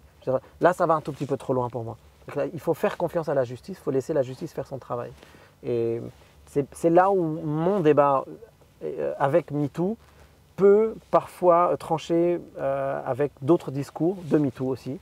Mais je sais que beaucoup de gens adhèrent à ce que je viens de dire là. Beaucoup de féministes pensent comme moi. Je rencontre très très régulièrement des gens avec qui je parle et je vois qu'il y a énormément de féministes qui pensent exactement comme moi aussi. Donc voilà.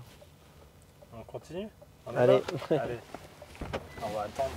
Attention, attendez une seconde. Je fais attention quand même, on ne fait pas de problème. Non, non. Ah, c'est bon. Ah.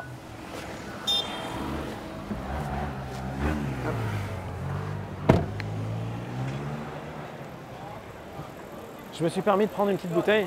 Oui, elles sont faites pour ça. Tiens, moi aussi. Ils vous ont donné le code? J'ai le code. Vous l'avez? Je ne l'ai plus en tête. Et alors, quand vous retrouvez la scène, j'imagine que là, c'est une libération. Vous aviez plus envie, peut-être, pour vous protéger, et puis après, quand vous revenez sur scène, ça doit être extraordinaire. De quel moment vous parlez? Bah, après votre pause, vous avez arrêté de monter sur scène pendant plusieurs mois. Ouais, plusieurs mois, ouais. Mais ça n'a pas duré très longtemps, bizarrement. Ouais. La première fois que vous montez sur scène, est-ce qu'il y a une peur? Là, il y a une peur. Ou non? Après, Vous dites, c'est bon. vous parlez d'après cette pause? Ouais. Pas tellement, finalement. Je crois que simplement, ça m'a beaucoup manqué. Oui. Et là encore, comme j'aime beaucoup mon public, j'avais juste envie de les retrouver. J'avais juste envie de les retrouver, de passer du temps avec eux. Vous savez, moi, vraiment, je fais ce métier pour la connexion, hein, ce que je disais. Hein. C'est d'être connecté aux autres qui m'intéresse. Et quand cette connexion est coupée, c'est horrible. On y va? Allez. Alors, vous connaissez mieux que moi. Alors, j'ai le code. Je laisse faire le code. Oui, je le tape. Hop. Yes. C'est bon. Attention, la marche.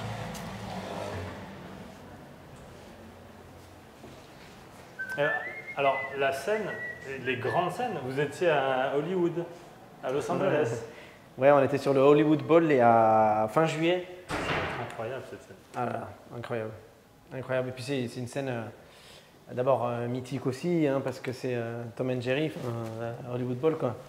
C'est ici? Alors normalement c'est là. Et ils vont on doit sonner. Il faut qu'on sonne à ça. J'espère qu'il y a quelqu'un. Normalement, il y a quelqu'un. Et ouais, non, c'était incroyable. Hein. Alors, avec Quincy Jones. Alors, on a fait les 90 ans de Quincy, on a fait 2 concerts avec un plateau absolument fou. Quincy, le producteur, pour résumer, de Michael Jackson. C'est ça? Non, il ne faut pas le résumer à ça. Oui, mais pour le grand public. Le plus grand producteur de l'histoire moderne. C'est bien le standard de la radio TSF Jazz. Ah, alors je vais passer un coup de téléphone. Le téléphonique de la radio est ouvert du lundi au vendredi de 10h à 17h. Et là, on ne peut pas rentrer du coup. C'est Bruno qui doit nous recevoir. C'est Bruno? Allez. Bah alors, Bruno, où es-tu? Nous reviendrons vers vous dans les plus brefs délais. Je l'appelle. Bon, de toute façon, on continue la discussion. Oui. Vous pouvez enregistrer votre message après le bip. Je vais mettre un message. Nous sommes en bas. Ah oui, carrément un répondeur. Ou restez en ligne pour accéder à d'autres options. Oui, bonjour. C'est Ibrahim. Je suis venu pour discuter un peu dans les locaux de TSF.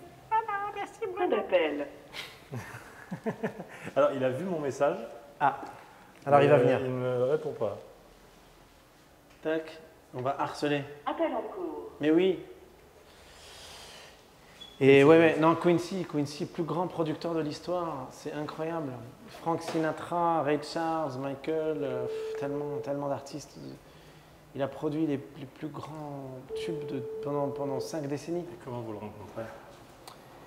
Je le rencontre à Montreux, au Montreux Jazz Ouais, Festival. il est très connu.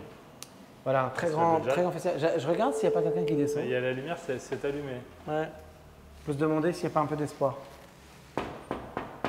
Ah, il est là. C'est bon? Ouais. Magnifique. T'as quoi?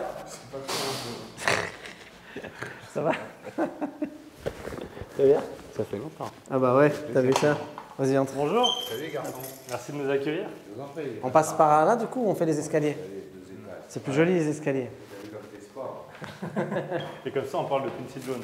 Voilà. Dans les escaliers, oui. Il y a un frérot qui vient de sortir un coffret Ah ouais? sur l'orbides de Quincy. C'est vrai? Ouais. 56-60. Et bah voilà. D'enfer. 56, 60, 4 ans. Ouais. 4 ans de tube. En gros, quand tu viens en France apprendre l'harmonie avec Ah ouais. cette dame. Lily Boulanger. Voilà. Ouais, alors, comment vous le rencontrez? Alors, donc Montreux. je fais un concert à Montreux. On me dit il y a Quincy qui va peut-être venir et qui va peut-être écouter. Et donc moi, j'attendais. Et puis juste avant de monter sur scène, je le vois monter et s'asseoir. Donc je vais voir mon régisseur. Je leur dis mais attendez, il y a vraiment Quincy Jones là sur scène à côté de moi là. Ils me disent oui, Il mais est sur scène. il est sur scène sur le côté. Et on me dit par contre Ibrahim, ne te vexe pas parce que Quincy, au milieu des concerts, il s'en va. Ouais. Je fais ouais, mais comment je peux savoir s'il a aimé ou pas? Et là, la personne qui travaillait avec lui et qui était venue assister au concert aussi me dit écoute Ibrahim, quand il aime un concert, en général, il reste, mais il commande à manger. Et donc pendant tout le concert, j'ai passé mon concert à regarder, à zioter comme ça pour savoir s'il était en train de manger ou pas. Et en fait, il mangeait pas. Ouais. Et à un moment donné, en plein milieu du concert, je vois un énorme plateau de sushi débarquer.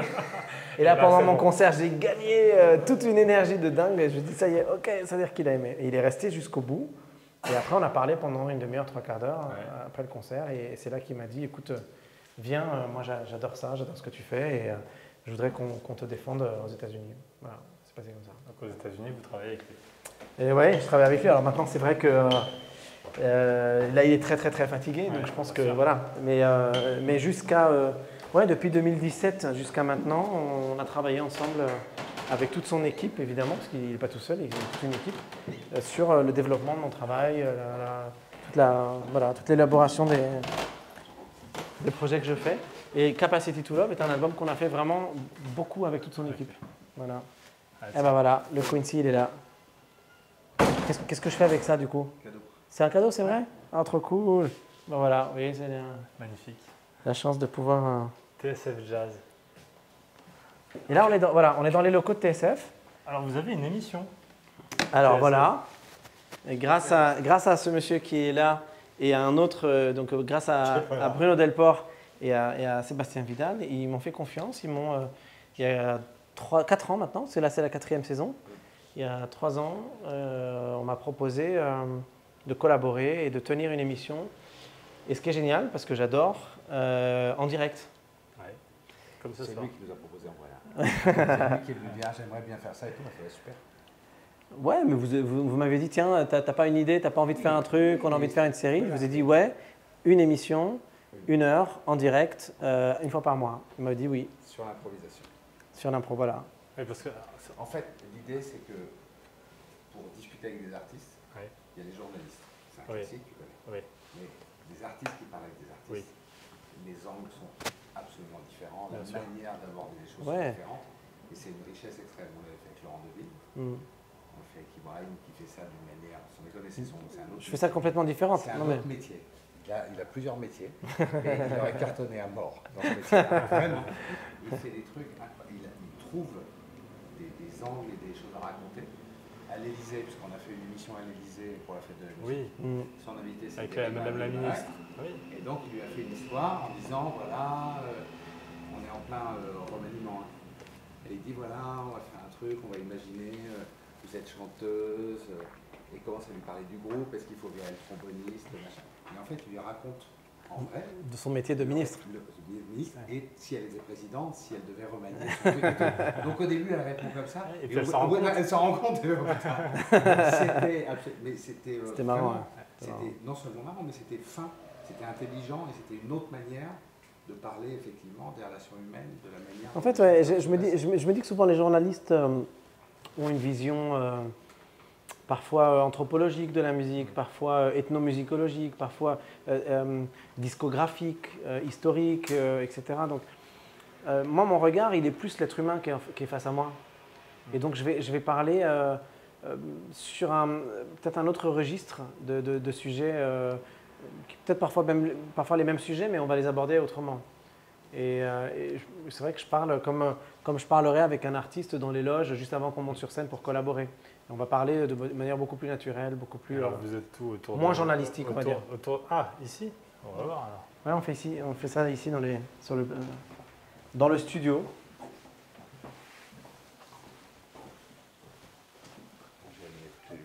Pour faire bien. Ah oui. Voilà, c'est là que je m'assois. Donc là, il y a un invité. Allez, je suis l'invité. Voilà. Voilà, moi je me positionne là en général. Là, il y a le réalisateur. Tac. D'accord. Souvent j'ai mon ordi là aussi où j'ai mis toutes mes notes. Et... Vous êtes caché, comme ça on voit pas. Si, maintenant il y a les caméras, alors c'est filmé aussi c'est diffusé en même temps sur le Facebook de TSF et tout. Et ce qui est génial, c'est que comme on est en direct, Oui. tu as vraiment du live, des musiciens en live qui jouent. Ah oui, alors le réalisateur peut activer les micros ici. En fait, il y a un réalisateur ici. Ouais. Il y en a un qui est caché derrière, parce qu'il y a une console derrière. D'accord. D'accord. Là, c'est vraiment la radio et derrière, ils font la musique. Effectivement, donc dans les invités d'IP, il y a toujours un musicien. Il y a toujours un invité qui n'a rien à voir avec la musique qui s'assoit là où tu es. J'ai entendu Cluzet, par exemple. Ben voilà, Ouais, je l'ai exactement. Et il y a toujours un invité musique avec son band. Une ou un invité, évidemment, avec leur band. Et donc, du coup, on échange sur des sujets, sur la place de l'improvisation. C'est la place de l'improvisation dans leur métier, alors que leurs métiers n'ont rien à voir. On a eu un astronaute, on a eu des écrivains. Il y a une vraie relation avec Ouais. En fait, il y a vraiment, on se rend Ah compte oui, que musique et cuisine, ouais, ça se ressemble. Alain Passard a fait l'émission Ouais. avec nous il n'y a pas longtemps. Et c'est vrai que le rapport avec la musique est énorme. Et en fait, et avec l'improvisation. Et on se rend compte que dans tous les métiers, sauf parfois exceptions, etc., mais dans tous les métiers, la place de l'improvisation est très importante. Parfois, il y a des exceptions. Hein. Je me souviens, Pierre Richard, moi j'étais persuadé, parce que je me dis, il n'y a même pas de sujet, c'est même pas, on va parler pendant des heures avec Pierre Richard, parce que ça va être de l'impro, parce qu'il est tellement marrant dans ses films que, évidemment, qu'ils ont improvisé tout. Et là, j'arrive et je lui dis, alors quelle est la place de l'improvisation dans votre métier? Et là, Pierre Richard qui me fait, il n'y en a pas. Aucune. Je fais, pardon, on était en direct, mais qu'est-ce que je peux faire?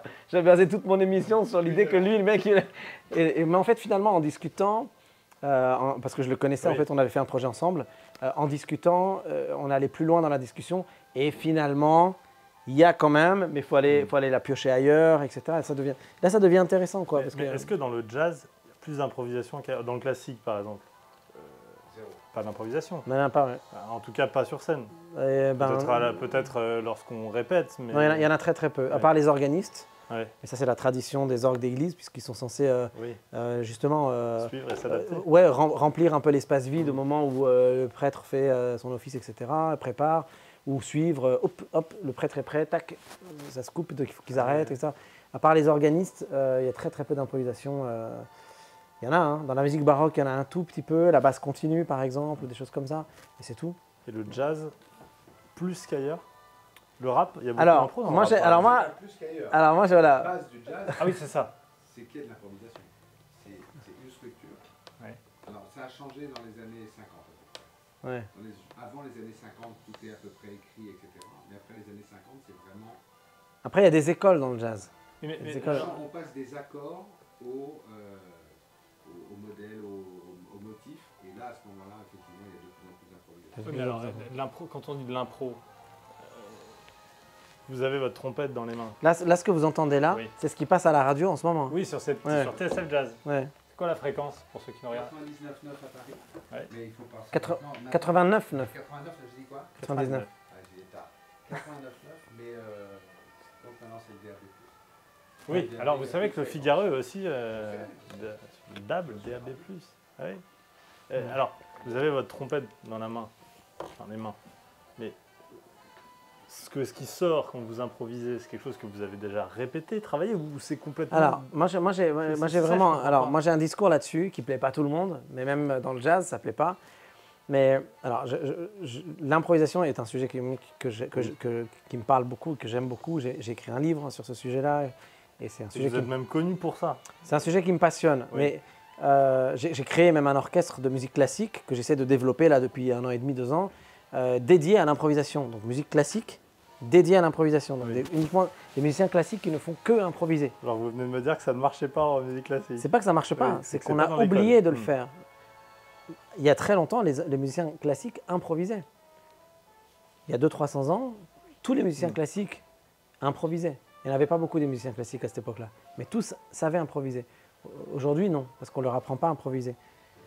Aujourd'hui, on étudie dans les conservatoires. Le conservatoire a été créé pour conserver le répertoire. Autrement dit, on apprend à jouer d'un instrument pour réussir à jouer le répertoire. Donc on n'apprend pas à des musiciens à développer leur art pour improviser, pour inventer. On leur demande de conserver le répertoire qui est dans son lieu, qui s'appelle le conservatoire. Donc la mission du conservatoire, ce n'est pas celle d'apprendre à un musicien à improviser, c'est celle de lui apprendre à jouer Bach, Beethoven, Mozart, etc. Donc on a perdu en tout cas une chose qui était essentielle dans le domaine de la musique classique, c'était l'improvisation. On peut réapprendre à le faire, et c'est ce que j'essaie de faire notamment avec cet orchestre. Mais dans le jazz, bizarrement, il y a beaucoup d'improvisation. Il y a vraiment, c'est indéniable, il y a de l'improvisation partout dans le jazz. Mais aussi, parfois, il y a des jazzmen qui n'improvisent pas, mais qui font semblant d'improviser. Et c'est important de le dire. C'est important de le dire parce que c'est très juste ce que vous venez de dire en fait. Les codes qu'on apprend dans le jazz, qui sont d'apprendre à placer des notes dans un certain ordre sur des grilles, Oui. c'est un code, c'est un langage. À partir du moment où on sait le faire, il y a une partie qui est improvisée parce qu'elle est libre, Oui. mais finalement elle se répète, Oui, c'est parce toujours que la sinon, même. On ferait n'importe quoi. On mettrait une note qui suit une autre et qui ne va pas du tout avec celle d'avant et celle d'après. Ouais, sauf qu'à partir du moment où on connaît les grilles Oui. et le fonctionnement des grilles, D'accord, donc il y a on une est- base on est et quand même ensuite, cadré. on peut broder autour. on est quand même cadré. Voilà. Autrement dit, là, si j'entends une grille, comme celle qu'on est en train d'entendre là, par exemple, tu vois, je vais faire semblant d'improviser.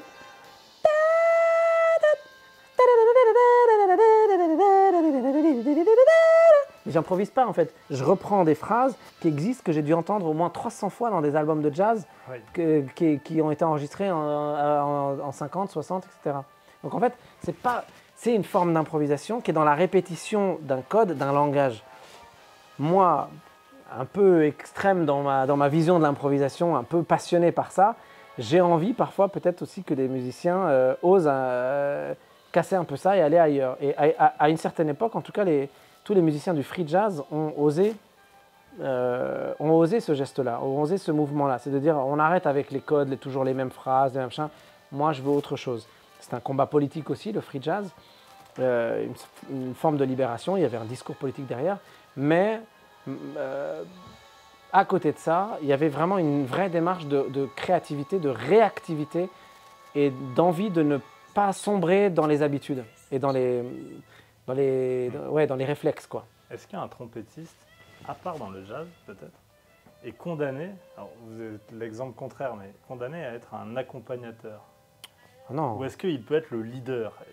Dans la musique classique, il y a plein de musiciens leaders, mais c'est juste qu'ils ne composent pas leur musique, ou en tout cas, rarement ils sont compositeurs. Parce qu'au début de votre carrière, est-ce qu'on a fait appel à des chanteurs peut-être faisaient appel à vous pour vous les accompagner et Ouais, puis, pour les accompagner. Pour les accompagner. Mm. Et ensuite, les choses se sont un peu inversées parce que vous êtes à part. Mais est-ce qu'un trompettiste, les trompettistes de manière générale, seront toujours un peu dans l'ombre, un peu derrière, à porter ou à aider une voix? Pas les trompettistes, les instrumentistes. Mais par exemple, la guitare, c'est pas tout à fait pareil. Non, mais si, les guitaristes, souvent, ils accompagnent les chanteurs, ou alors les guitaristes sont aussi chanteurs. Oui, mais souvent, oui, c'est un instrument vrai, d'accompagnement. c'est vrai. Non, le sujet que vous évoquez, c'est celui de la place de l'instrumentiste. Oui. Alors, en tant qu'instrumentiste, je peux vous dire qu'il y a moi-même, je me sens frustré parce que je connais pratiquement aucune radio généraliste, par exemple en France, qui passe dans ses playlists des musiques instrumentales. Ça n'existe pas, en fait. C'est-à-dire qu'on a donné la place à la chanson, qui mérite une très grande place, hein, attention, parce que j'adore la chanson. J'ai joué avec des chanteurs, vous l'avez dit, et des chanteuses toute ma vie, et je suis passionné par la chanson. Moi-même, j'adore chanter, donc je n'ai aucun problème avec ça. Mais c'est vrai qu'on a oublié, le grand public a oublié les instrumentistes. Et je suis l'exemple même que c'est une erreur. On me disait, mais Ibrahim, la trompette, on ne va pas savoir le vendre, c'est super ce que tu fais, mais le grand public ne va pas comprendre, etc. J'ai dit, bon, bah, si vous ne voulez pas produire mes disques, je vais le faire tout seul. J'ai monté mon label et j'ai montré qu'un instrumentiste est capable de remplir des zéniths, de faire des Bercy, etc. Et donc, en fait, ou d'avoir des victoires de la musique. Et ça, c'était admettez que vous êtes une exception. Mais non, mais j'ai exception parce que j'ai refusé. Parce qu'un joueur d'harmonica pourrait devenir. Non, mais parce que j'ai refusé qu'on me dise que j'étais pas fait pour le grand public. En fait, c'est où on prend les gens pour des idiots, ou on me prend pour un con. En fait, c'est ou l'un ou l'autre. Mais c'est aucun des deux. Enfin, c'est forcément l'un ou l'autre. Ça peut pas être ni l'un ni l'autre. Il y a un tube dans les années 70 de trompette, Jean-Claude Borelli, de la mélodie, numéro 1 de tous les parades. C'est un instrument. C'est énorme. Ça cartonne. Ouais, puis quelqu'un comme Eric Truffat a fait aussi des très gros succès. Maurice André, dans la musique classique, a fait, en se mariant parfois avec le jazz, on fait des choses. Non, on est loin, on est loin. Je ne suis pas une exception. Je suis loin d'être une exception. Ouais. Et l'exception, justement. Parce que là, j'entends ce qui passe sur TSF Jazz depuis tout à l'heure. J'ai pas entendu de parole. Avec le groupe La Brute et le Truand, orchestre symphonique, donc c'est très classique. J'entends pas de parole. Ah non, mais il y a aussi beaucoup de paroles dans le jazz. Bien sûr. Il y a les deux.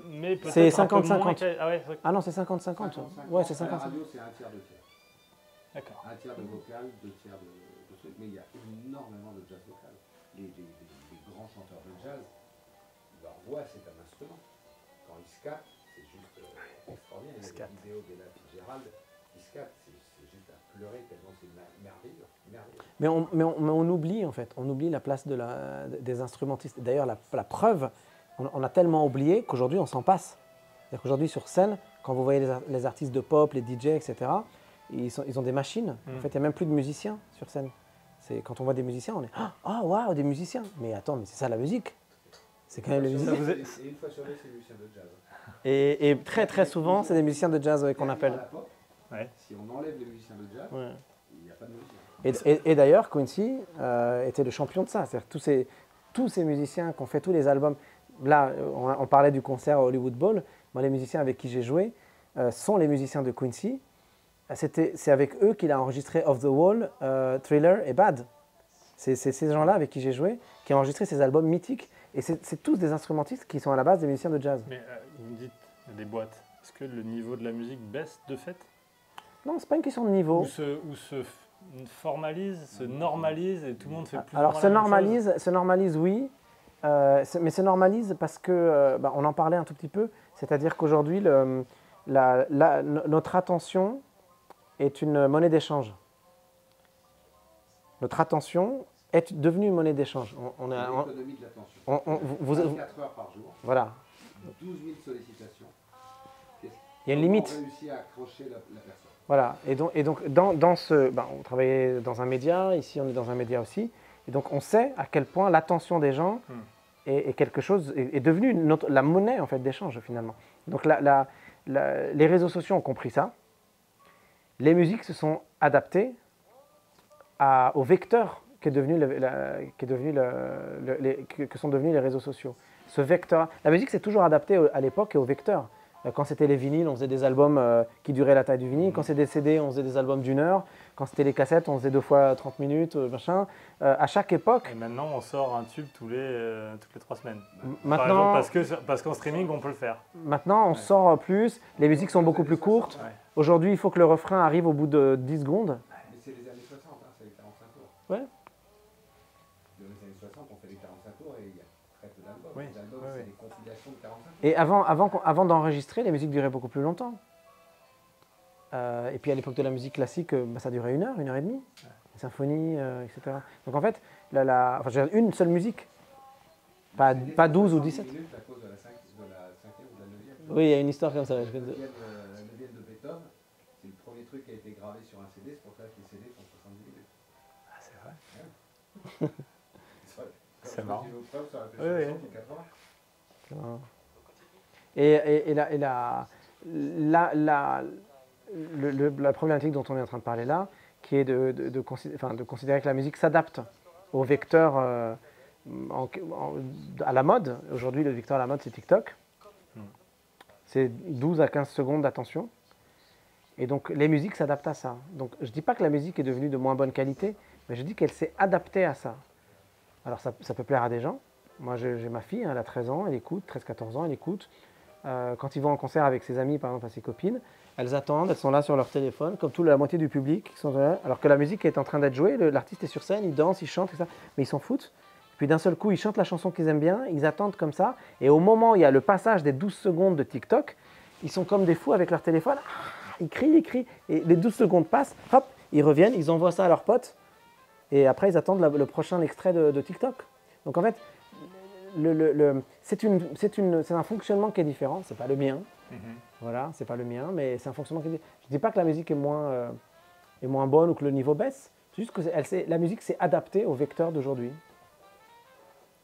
Vous n'avez pas joué de trompette? Non. Vous ne vous trimballez pas avec votre trompette? Non. Vous n'aimez pas jouer de la trompette seul? J'aime, enfin ça peut m'arriver, mais je trouve que cet instrument est fait pour être joué à plusieurs. Ah, pour accompagner? Ou pour être accompagné, ou pour créer ensemble.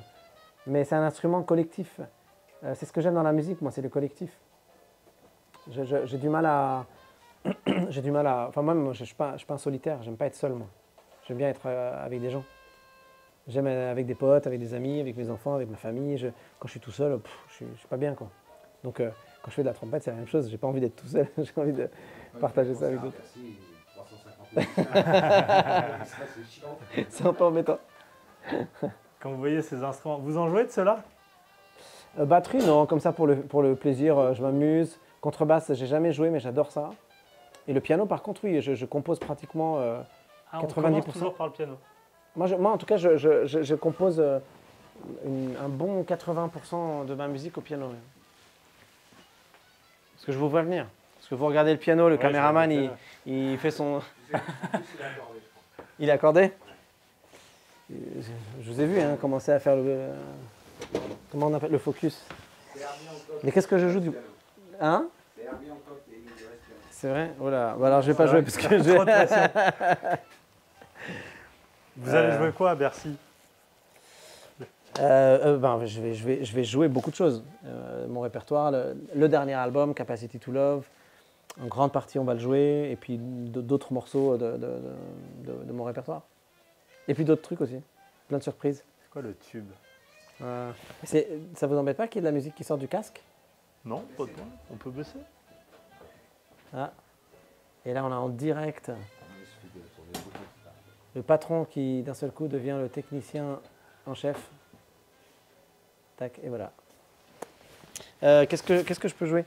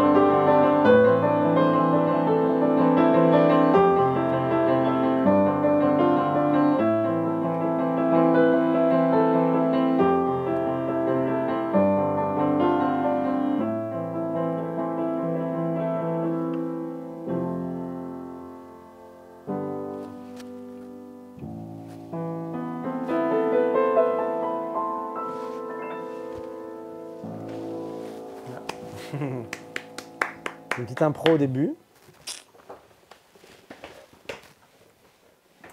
Vous vivez pour ça. Ah ouais, Si. la question. Pour la musique, ouais,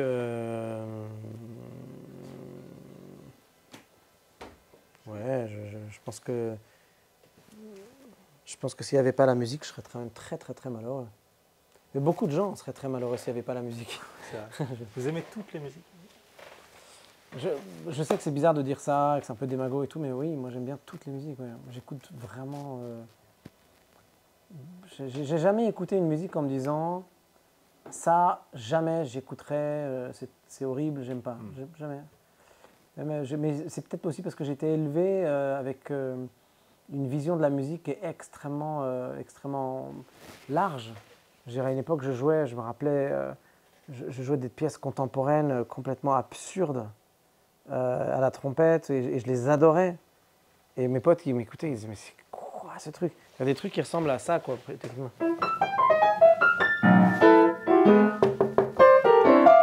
Et je les bossais et je les adorais, mais à la trompette. Ça, c'est de la musique? C'est tout le débat. Mais oui, c'est de la musique. Bien sûr, c'est de la musique. À quel moment le bruit devient de la musique? Mais le bruit est de la musique. Le bruit est une musique? Ouais, la musique est un bruit, mais joli.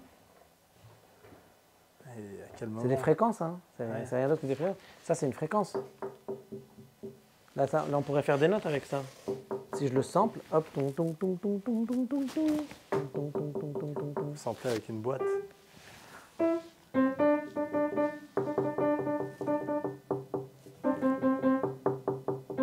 C'est un do. En fait, je crois que l'importance, elle n'est pas tellement dans est-ce que c'est un bruit, est-ce que c'est une musique. Si est-ce que moi, ça m'émeut ou pas. Vous savez, moi, mon père, il donnait toujours cet exemple et que je trouve extrêmement juste. Quand quelqu'un, parfois, il est tout seul comme ça, il a une musique dans sa tête. Mais vraiment, il y a une musique incroyable dans sa tête. Et puis, comme ça.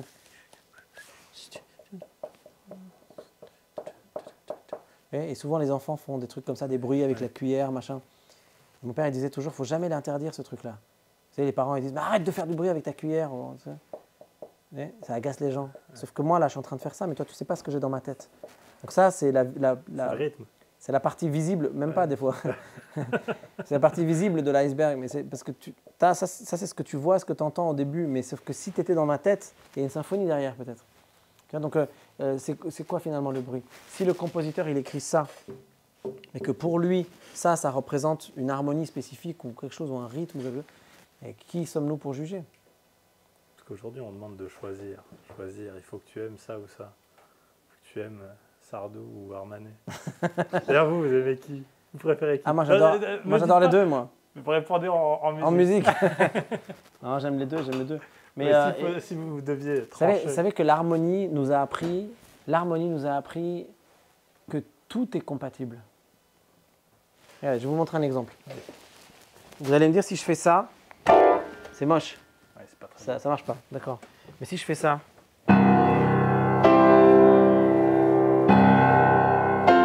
Ça pour vous c'est harmonique.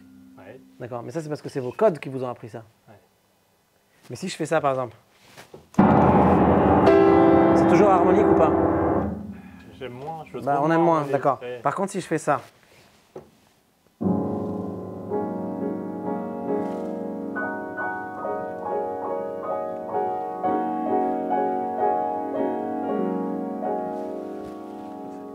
C'est parfait, c'est parfait. Et pourtant, j'ai pas choisi mes notes, j'ai appuyé n'importe. Regardez, on peut faire ça.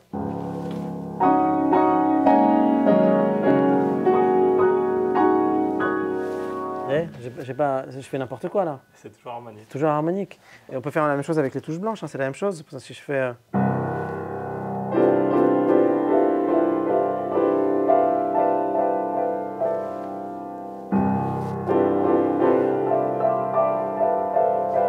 Je fais n'importe quoi, j'appuie sur toutes les notes en même temps. Ça Là. veut dire que moi je sais pas jouer de la musique. Vous pouvez jouer en 2 secondes. Je peux jouer en 2 secondes. Ouais, on peut en 5 minutes, je vous apprends à jouer du piano. C'est pas vrai. Ok. Vous voulez faire? Ok. Ça vous faites. Ok. Faites ce que je viens de faire. Regardez, viens voir. Viens voir, venez là, asseyez-vous. Ouais. Bienvenue. Merci. Vous voyez la pédale qui est là en bas? Oui, celle À droite, voilà. C'est l'accélérateur. C'est l'accélérateur. Donc Ouais. quand vous appuyez, ça retient tout ce que vous faites, d'accord? Donc appuyez une fois dessus. Vous choisissez une note là, par exemple, on va dire le Do, d'accord? Le Do. Juste lui là, tac. Et à chaque fois que vous appuyez sur ce Do là, d'accord? Ok. Par contre, n'oubliez pas d'appuyer sur la Je pédale. reste appuyé. Voilà, appuyez. Voilà. Et maintenant, vous allez là sur les touches blanches et vous faites n'importe quoi. Voilà, 3-4 fois. Et vous remettez les. Celle-là? Non, c'était celle-là. Voilà. Mais en même temps, regardez. Comme ça. Et puis vous refaites la même chose. Et vous continuez comme ça. Voilà. Continuez, continuez. Mais je suis Mozart en fait. Non, la même. C'est celle La même, ah ouais, si vous faites n'importe quoi, non, je déconne. Regarde, levez le pied. Voilà, c'est toujours elle. Elle. Vous voyez, les deux, il y en a deux là, d'accord. c'est là. Ok. Toujours. Vous appuyez assez fort et ensuite vous faites comme ça. Avec plusieurs notes en même temps, vous voyez? Ouais, n'hésitez pas à utiliser tous vos doigts, tous.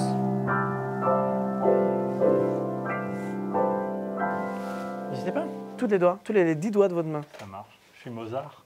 Ben, en tout cas, si vous commencez comme ça Oui. et que vous faites ça tous les jours pendant 3 heures, 4 heures ou 5 heures, vous risqueriez, malheureusement ou heureusement, d'être très très bon Et- beaucoup plus tard. C'est possible au piano? Est-ce que c'est possible la même chose à la trompette? Mais bien sûr. C'est juste que les codes ne sont pas les mêmes et le jeu n'est pas exactement le même. L'avantage avec cet instrument, c'est que c'est un instrument de percussion. On oublie en fait. Si vous regardez là, il y a des marteaux. Et ce sont ces marteaux qui tapent sur les cordes. Donc en fait, le piano, contrairement à ce qu'on imagine, c'est un instrument de percu. Voilà, donc quand je joue là, c'est un marteau qui vient et qui tape sur la corde. Alors, si j'étouffe la corde.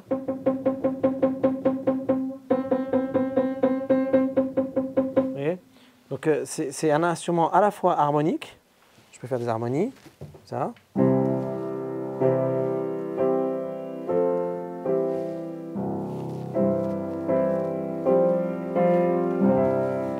Faire des mélodies, et puis je peux faire du rythme, etc. Donc en fait, c'est un instrument qui est très complet, donc c'est plus facile Ouais. de créer dessus. Parce que vous avez fait une émission avec des personnalités qui apprenaient à faire de la musique en rien de temps. Bah regardez, vous venez de le faire. Ouais. Ouais. Oui, Bah là, on a pris même pas 30 secondes. non, c'est vrai. Et si on fait ça pendant 2 heures, vous pensez pas qu'à la fin, vous allez inventer un truc super? Ça me donne de l'espoir. Il y en a. Il y en a. Et puis le piano, c'est un instrument qui est magique pour ça, parce que c'est tout de suite visible. C'est-à-dire c'est sur une trompette, même sur une batterie ou sur une contrebasse, on va mettre beaucoup plus de temps. C'est pour ça qu'avec mes invités, dans cette émission que j'ai faite pour la fête de la musique sur Canal+, il nous fallait au moins 2 heures avec eux pour réussir à leur faire quelque chose. Kad Merad, on a mis 1 heure, 1 heure et demie avant qu'il arrive vraiment à inventer un truc à la trompette. Kev Adams au violon, on a mis 1 bonne heure avant qu'il arrive à vraiment faire quelque chose de bien. Mais bon, c'est quoi 1 heure? C'est quoi 2 heures? Non, c'est rien. C'est rien. Ils finissent par savoir jouer. C'est quand même génial. La trompette est sortie d'une certaine manière, ressortie de l'anonymat grâce à vous. Est-ce qu'après vous, elle pourrait replonger en France en Vous tout dites cas? ça devant un gars du jazz là. Non, mais Il y a plein de trompettistes super. En pas fait, sûr, mais est-ce En que... fait, la problématique, c'est... Enfin, pas la problématique, je ne sais pas pourquoi je dis à chaque fois ce mot. Le sujet que vous abordez, en fait, c'est lié simplement au fait qu'on ne donne pas leur chance aux autres instrumentistes. Moi, j'ai pris cette chance que personne ne m'a tendue. Je suis allé la chercher. C'est juste ça la différence. C'est ce que disait tout à l'heure Bruno Delport. C'est-à-dire qu'en fait, on ne m'a pas ouvert la porte, j'y suis allé, j'ai défoncé la porte et je suis rentré quand même. Voilà, c'est juste ça. Mais si d'autres... moi, j'ai été élevé comme ça. On m'a dit, voilà, si tu veux que ça fonctionne pour toi en France, il va falloir que tu sois meilleur que les autres. Donc, je fais des concours, des machins, des trucs.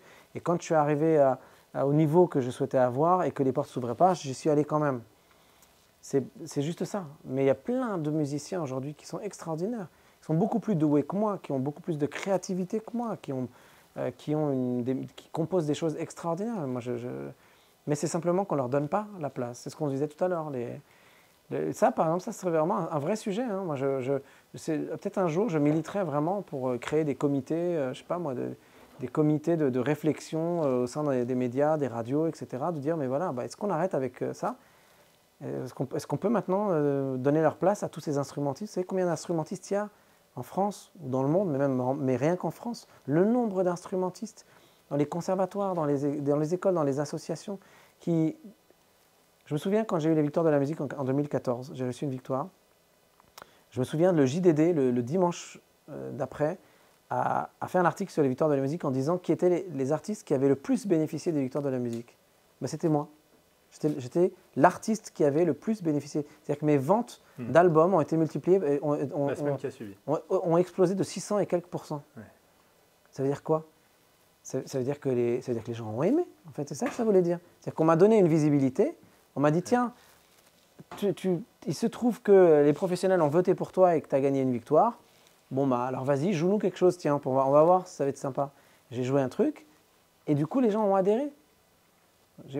Donc ça veut dire que les gens aiment bien. C'est pour ça que je dis, c'est où on me prend pour un idiot, ou on prend les gens pour des idiots.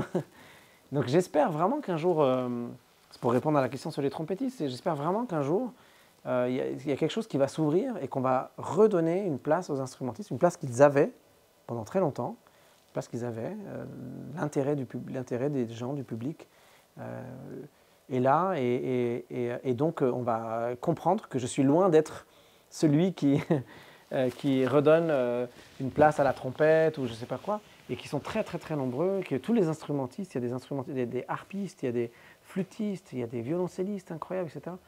Des créateurs, des gens comme Vincent Segal, des gens comme Émile Parisien, il y a des gens géniaux en fait. C'est juste qu'on ne leur donne pas la visibilité qu'ils méritent. Voilà. Merci beaucoup, Paris Malouf, de nous avoir entraîné dans Paris, de nous avoir amené à TSF Jazz. Le prochain trompettiste, après l'idée, c'est Ludovic Louis. Exactement. C'est vrai. D'ailleurs, c'est le trompettiste que j'ai invité. Ludovic Louis. Ludovic qui jouait avec ses trompettistes Louis. Ah oui. Et je l'ai invité aussi dans mon émission Improbox. Il a été le coach de Kad Merad, justement. Il est incroyable. Il mérite vraiment. Ouais. On a vu le spectacle qu'il a monté à Nice, c'était Il est génial. bouleversant. Super musicien. C'est super musicien, super trompettiste, super homme et super entertainer. Vous pouvez nous le faire écouter, non? Vous l'avez? Non, je ne suis pas. Moi, je suis chef. Je suis pas Bon, je vais faire remonter la musique quand même. Excellente soirée, une très bonne. Ah, on est sur la pub là. Très bonne nuit. Et surtout, portez-vous bien. Merci beaucoup. C'est moi. Merci à vous. Merci beaucoup. Merci de nous avoir accueillis. Ça va? Non, C'était non. bien? J'ai pas dit trop de conneries? Ah si, un paquet. Non, j'ai dit des trucs. Attends. J'ai dit des trucs parce que... Vas-y, on voit le générique s'il te plaît. On voit le générique. Ouais, Fais gaffe, là, Ibrahim va commencer à dire des bêtises. On voit le générique vite, vite.